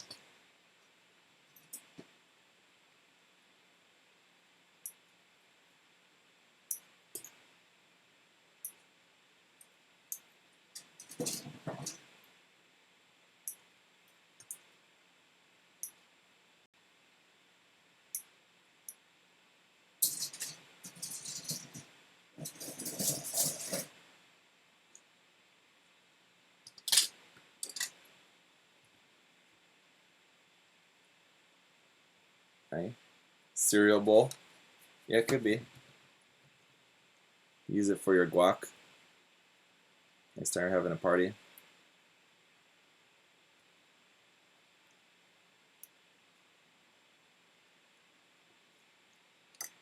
You definitely eat something out of that, right, Alex? Wink, wink.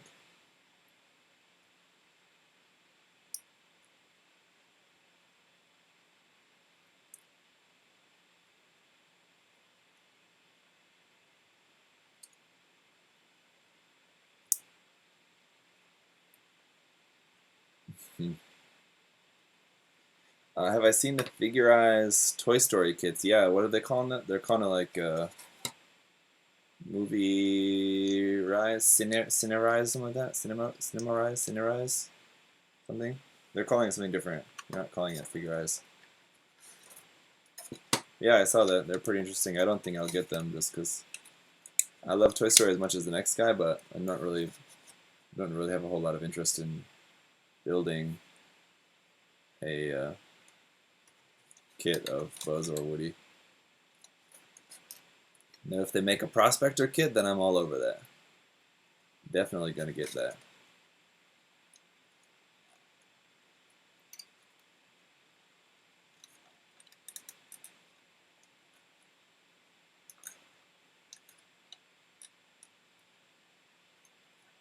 Come on, in there. Alright, so there's that. And at some point we are supposed to attach this onto here. Missed that step, but here we are.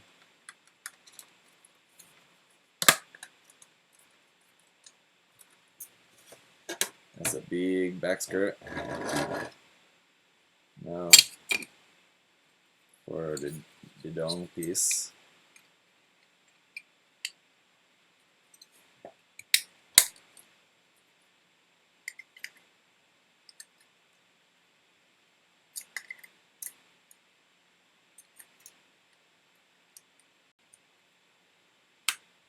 Oh my.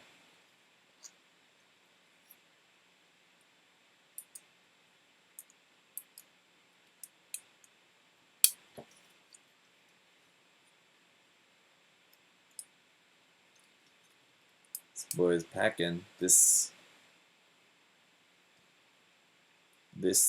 thing doesn't sound right either. This person is packing. That's not right.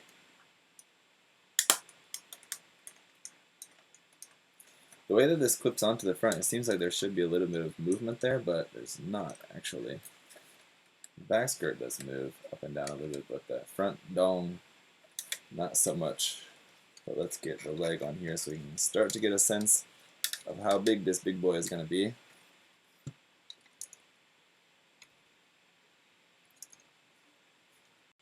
And while I think the articulation is there for this to be a little bit more posable than it's made out to be, I think the weight is going to be the issue. But we'll see anyway, so that's where we are at the moment.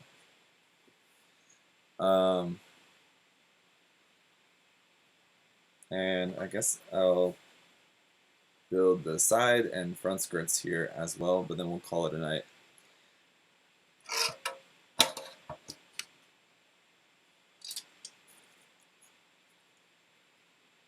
So we'll finish up with the side and front skirts here.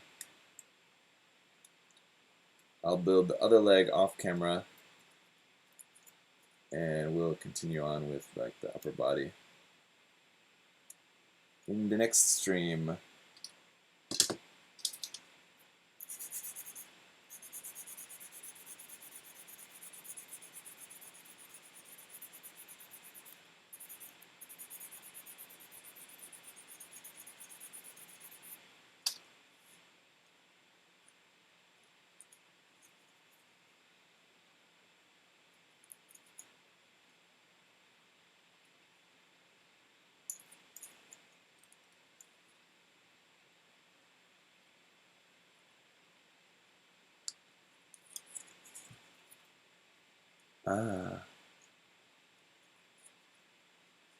Can't get over how the joints look.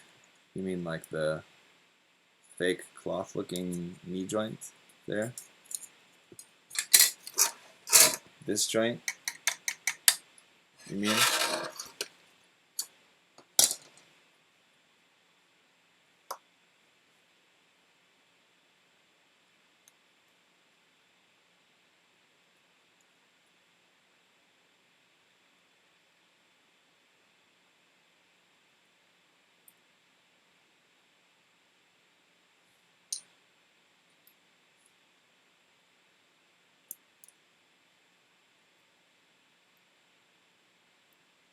Yeah, they just look bad. Yeah, I mean, by themselves, I don't think they look that bad, but I think when you're looking at the kit as a whole, especially when you look at this kit from straight on, I think that's when this kit really isn't looking its best, when you're looking at the kit from straight on. Where you can see all those joints for some reason, yeah, unlike the full kit, I don't really like. I don't really quite like how they look either. On their own, they look just fine. If I'm like just looking at the leg there, though, it doesn't look that bad. I don't dislike it. When I do look at the kit as a whole, yeah, I don't really like the look of the soft parts either.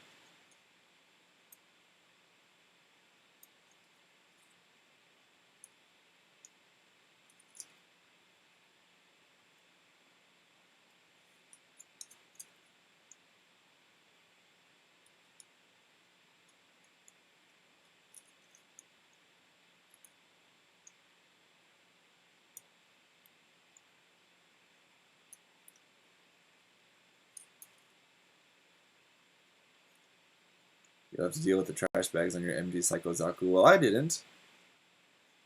You don't necessarily have to.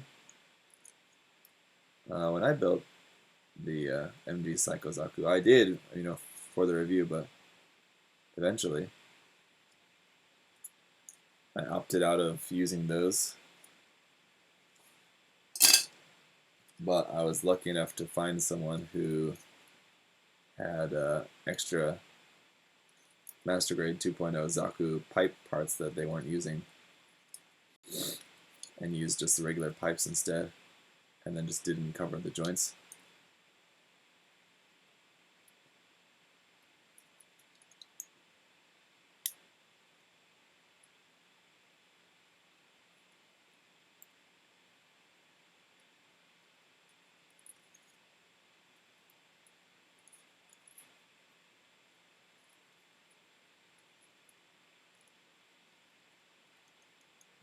Yeah.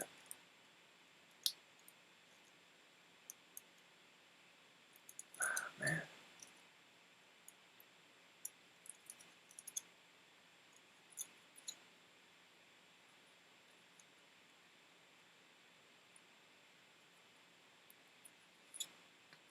Some of the gates on this thing, you just have these giant parts, so unfortunately when you have really huge parts, the gates also have to be really huge.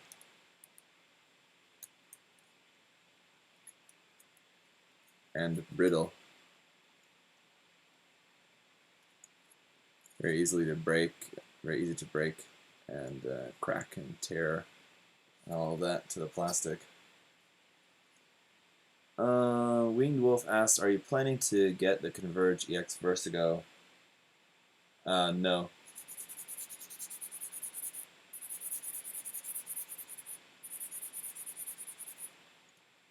When was that announced? I don't think I've seen about that. EX Vertigo Chest Break and Asteron Hermit Crab. I don't think I've seen about that, actually.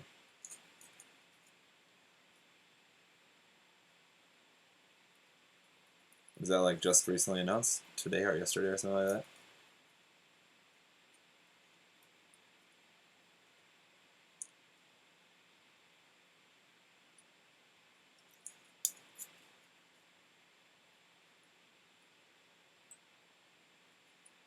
Hey, cheers from France. Hey, Zorita. Cheers. Back at you from Korea.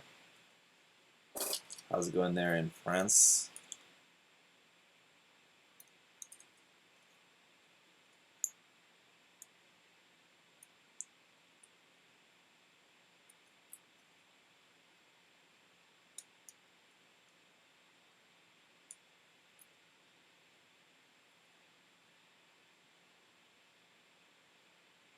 You're finding a link. Okay, good.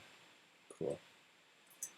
I know that there's the Converge Vertigo coming out in a future upcoming Converge set, but I hadn't seen it. I don't think I had any P Bandai version of it.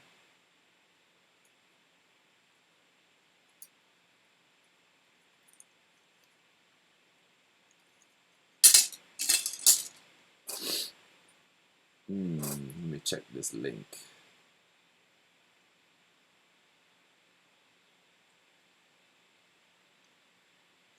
Ah.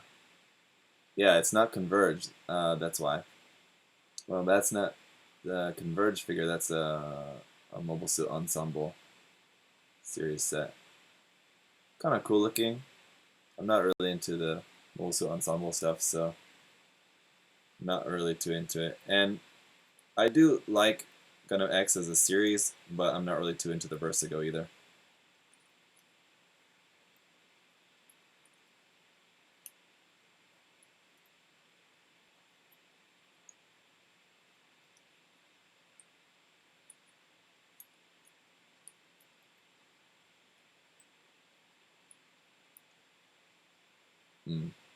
Yeah, it's all good.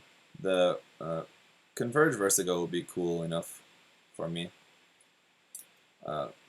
Trust me, there's been plenty of stuff out in the Mobile Suit Ensemble line that I really love.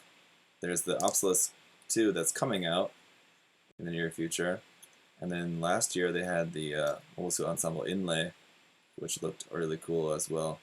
It's just crazy expensive.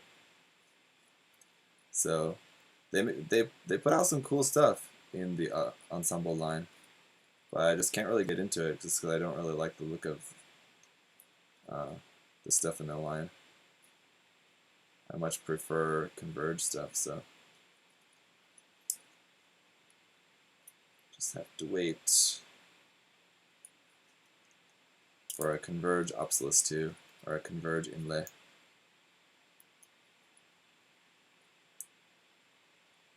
That's I don't know. Well, the Converge Hazels that I have look cool. And there hasn't been a Converge Wound War, right? I'm pretty sure not. But there was that Converge Haru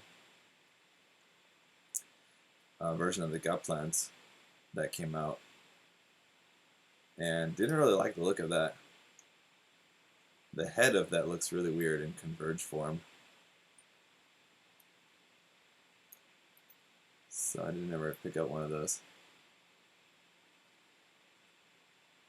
Yeah, or just a proper model of the, just like a proper HG of the Vertigo would be cool. Gundam X in general doesn't really get a whole lot of love in the way of kits. Same with Turn A. But hopefully we'll see something new from Turn A in the near future.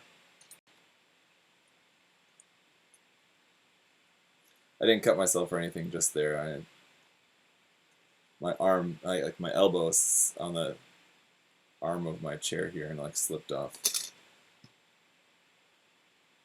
Kind of hit my funny bone there a little bit. I haven't slept in 2 days. Help me to go to sleep. Just been staying up watching YouTube. It's totally possible. Then again, I've fallen asleep many times whilst trying to watch something before bed. So I don't think I could do it. But I suppose maybe if I wasn't laying down in bed, I wouldn't fall asleep while watching YouTube. But I don't know. I do doze off sometimes. Even while I'll be like sitting at my desk at work. It's like late afternoon. It's almost time to go. I kind of like finished everything. I'm just kind of vegging out a little bit to some YouTube before leaving for the day. And I'm usually dozing off a little bit at that time.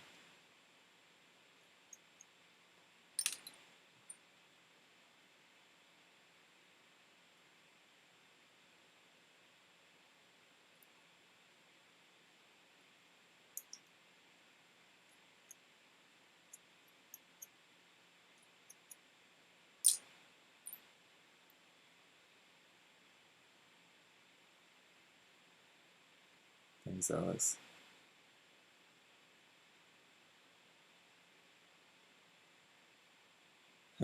Seed Destiny was the first series you watched. That's too bad.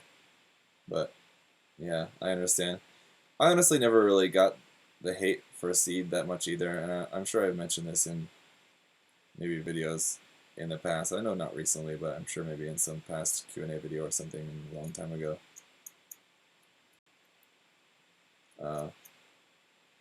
Yes, especially Seed, not Seed Destiny, but just Seed. Never really got the hate for it. No, I think probably what a lot of the hate comes from is maybe like the super fans, because like any really big new popular series, it brings in a lot of new fans. So I think it was like the Seed fan base a lot that I think a lot of people didn't like, more so than the series itself. It's like how nowadays there's that that exists a little bit, like with Build Fighters and Ironblood Orphans. Both Build Fighters and Ironblood Orphans brought in a lot of new fans, so there's a little bit of that kind of like new fanitis that people just don't really like.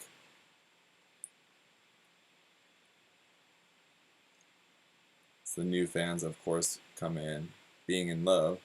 I mean, they're new fans of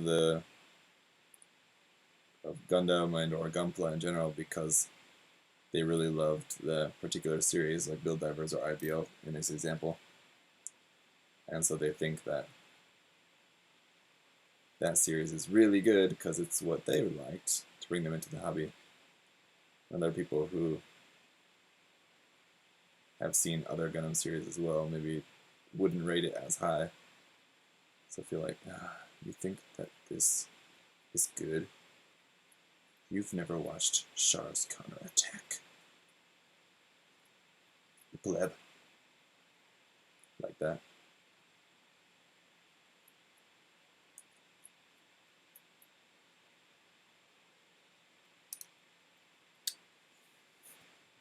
Ooh. Alright. Working on the last handful of little parts here for this. Like with every section of this kit, it's got a handful of a dozen or two little thruster rail parts to work on as well here.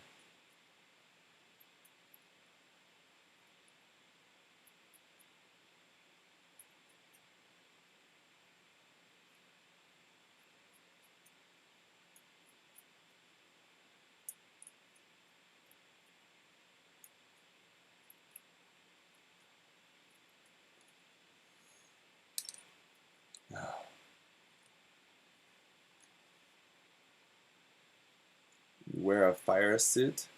What's this talking about? Anti-bomb suit? You guys wear an anti-bomb suit while you're painting? That's good. That's important.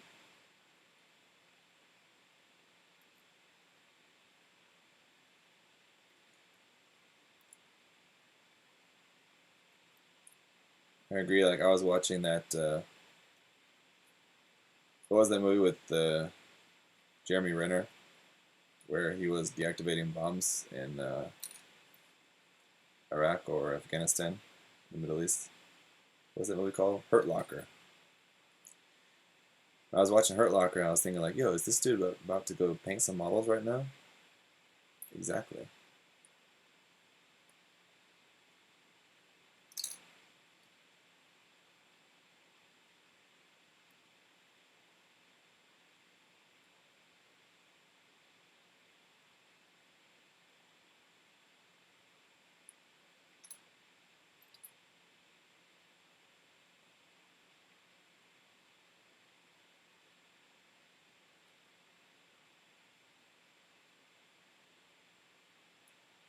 I'll tell you guys what, though.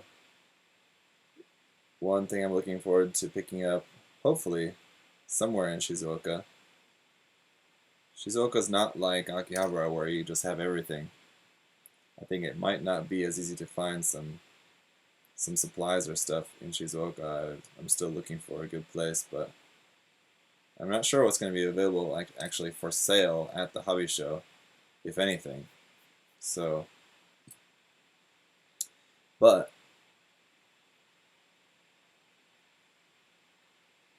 if I can, I'm hoping to stock up on some paints while I'm there. grab some paints if I can. RX93 new says someone disliked this video. Yeah, probably. Doesn't matter what video I upload, there's always 1, 2, 3, or 4 people or so that are just going to automatically dislike it anyway. But then again, so it's one of those people who just automatically dislikes everything that I upload, probably Suiton, and Suiton's second and third accounts. But more likely it's probably just came in and someone who just came in and was watching the stream and just was kind of bored, because it's kind of boring. And was like, oh, just like this. So, fair game. It's all good.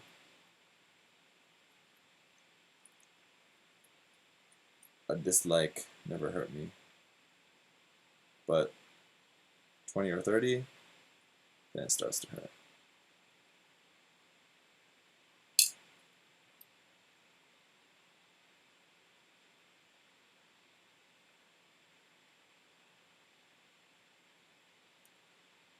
Am I going to get the MG XS Gundam version 1.5? Yes, I already have it. It's behind me on the floor. I'm going to work on that after this, so probably starting next week.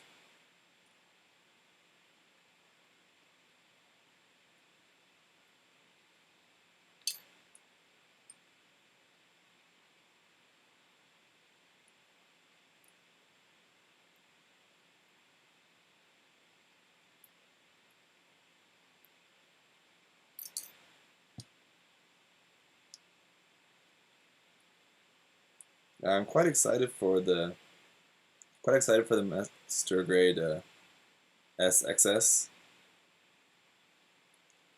kit, but I pretty much know what the verdict is going to be on that. So it looks great. It feels a little bit dated in some of the construction, just because it is. And just the price is just completely unjustified. But here's, I think, the important thing to remember is that I'm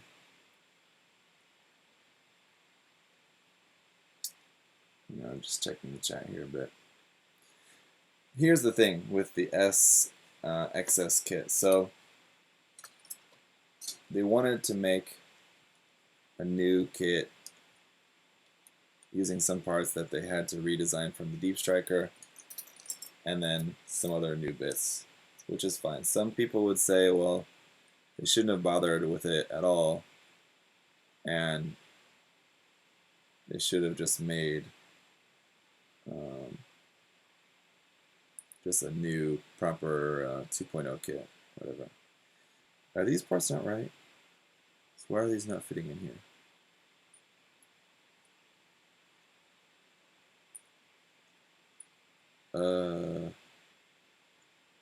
What? Hang on, sorry. Why are these not fitting? Is these something not correct here? That's right.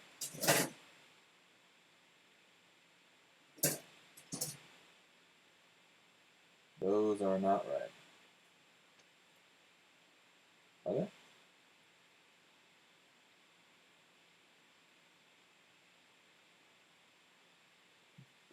Huh? Hang on. Oh. Those are not right. Where do these go? Where do those go? Those are part of the legs, you ding dong. Get out of here.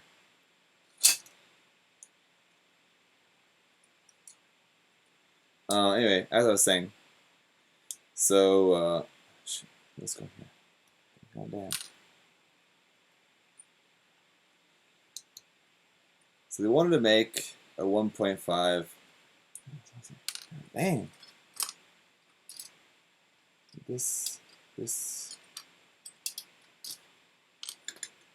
They wanted to make a 1.5 S and XS. Now, the original Master Grade S and XS were sold as separate kits, which one came out first and then the other one came out later on.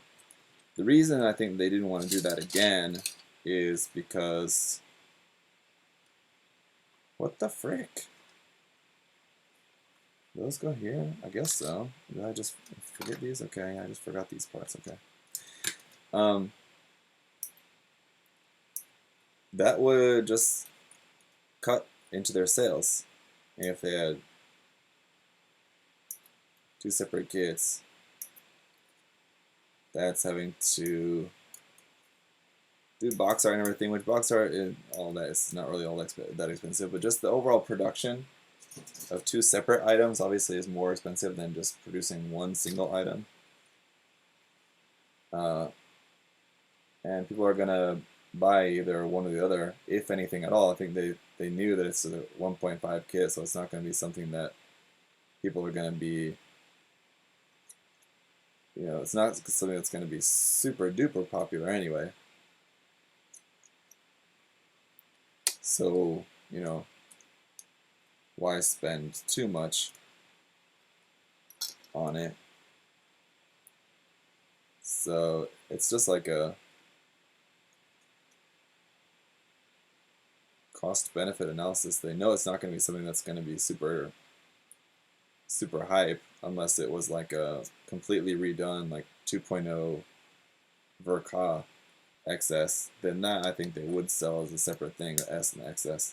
They wouldn't sell them together, I think, if that was the case.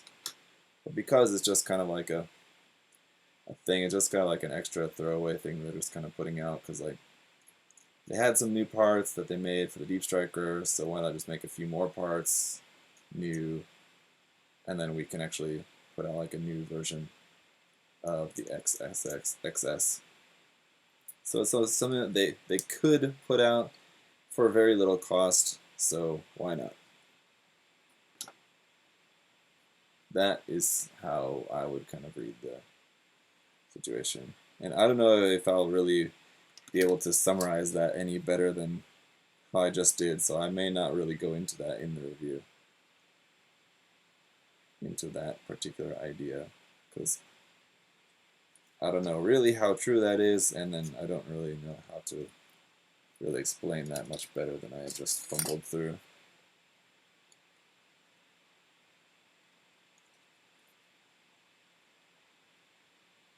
Probably because I don't know the facts of it at all, but that's just my thinking on the situation.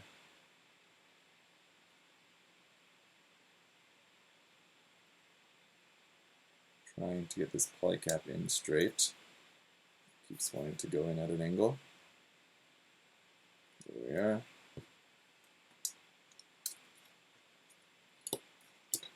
Here's the... That's it for the side skirts, actually. We can go ahead and put those on here.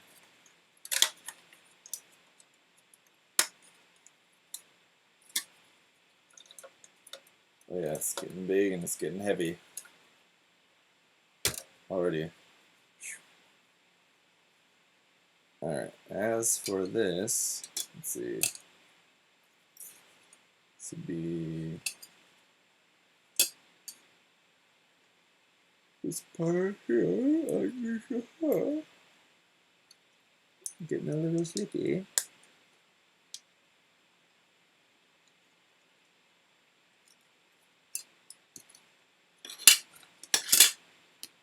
And number 2, polycap.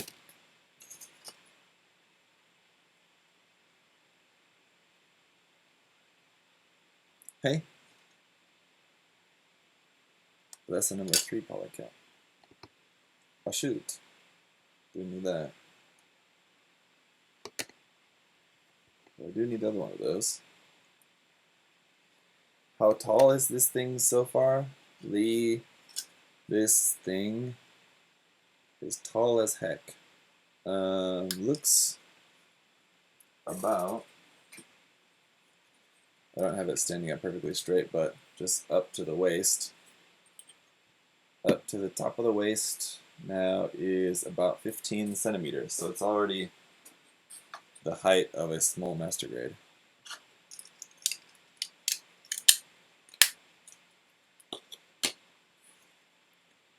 A master grade wing or F91 kit, for example.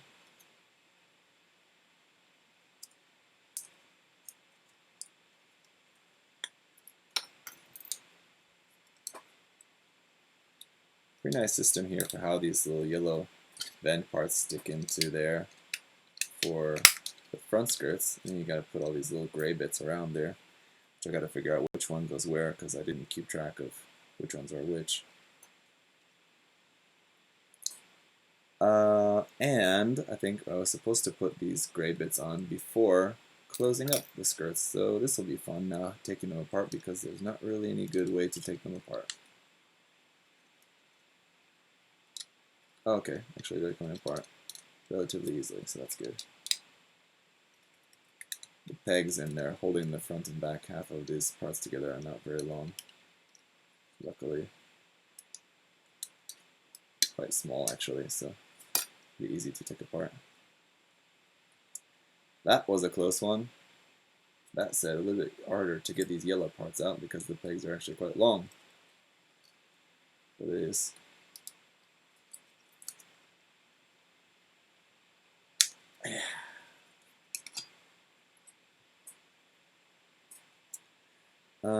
So let's see.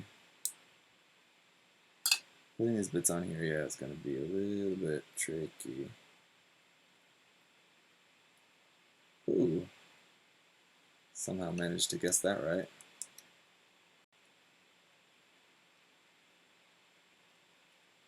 And... ooh.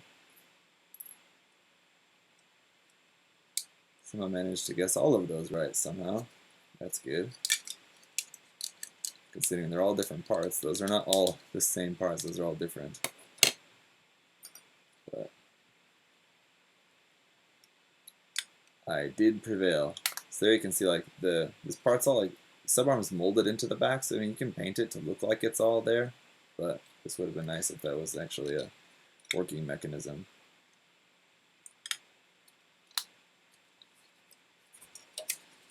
Go ahead and pop that on the front there. And pull this guy back apart.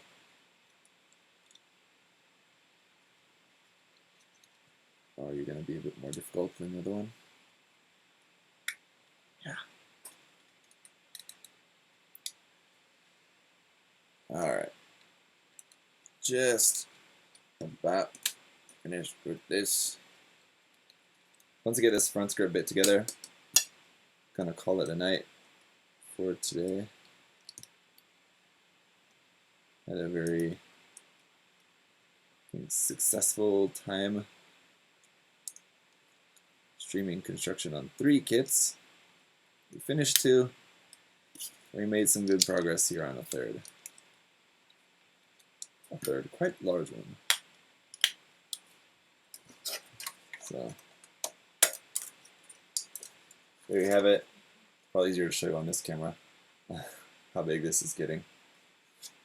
Pretty big. It's no Neo Xeon, but it's a pretty big one for sure. Especially, it'll be interesting to see how this, because it's actually good timing to build this right before building the XS, because the XS is a really very large master grade as well. So it'll be interesting to see how this compares, like a size comparison with between this one and the XS. So I'll be sure to do that for you guys when I review that kit, but in the meantime, that is all for this. Hoping to stream some more of building this possibly later this week. So that is before Shizuoka. So just, as always, stay tuned, follow on the social media, and I'll let you guys know before going live, of course. Thanks for hanging out tonight, and I'll see you next time. Bye-bye.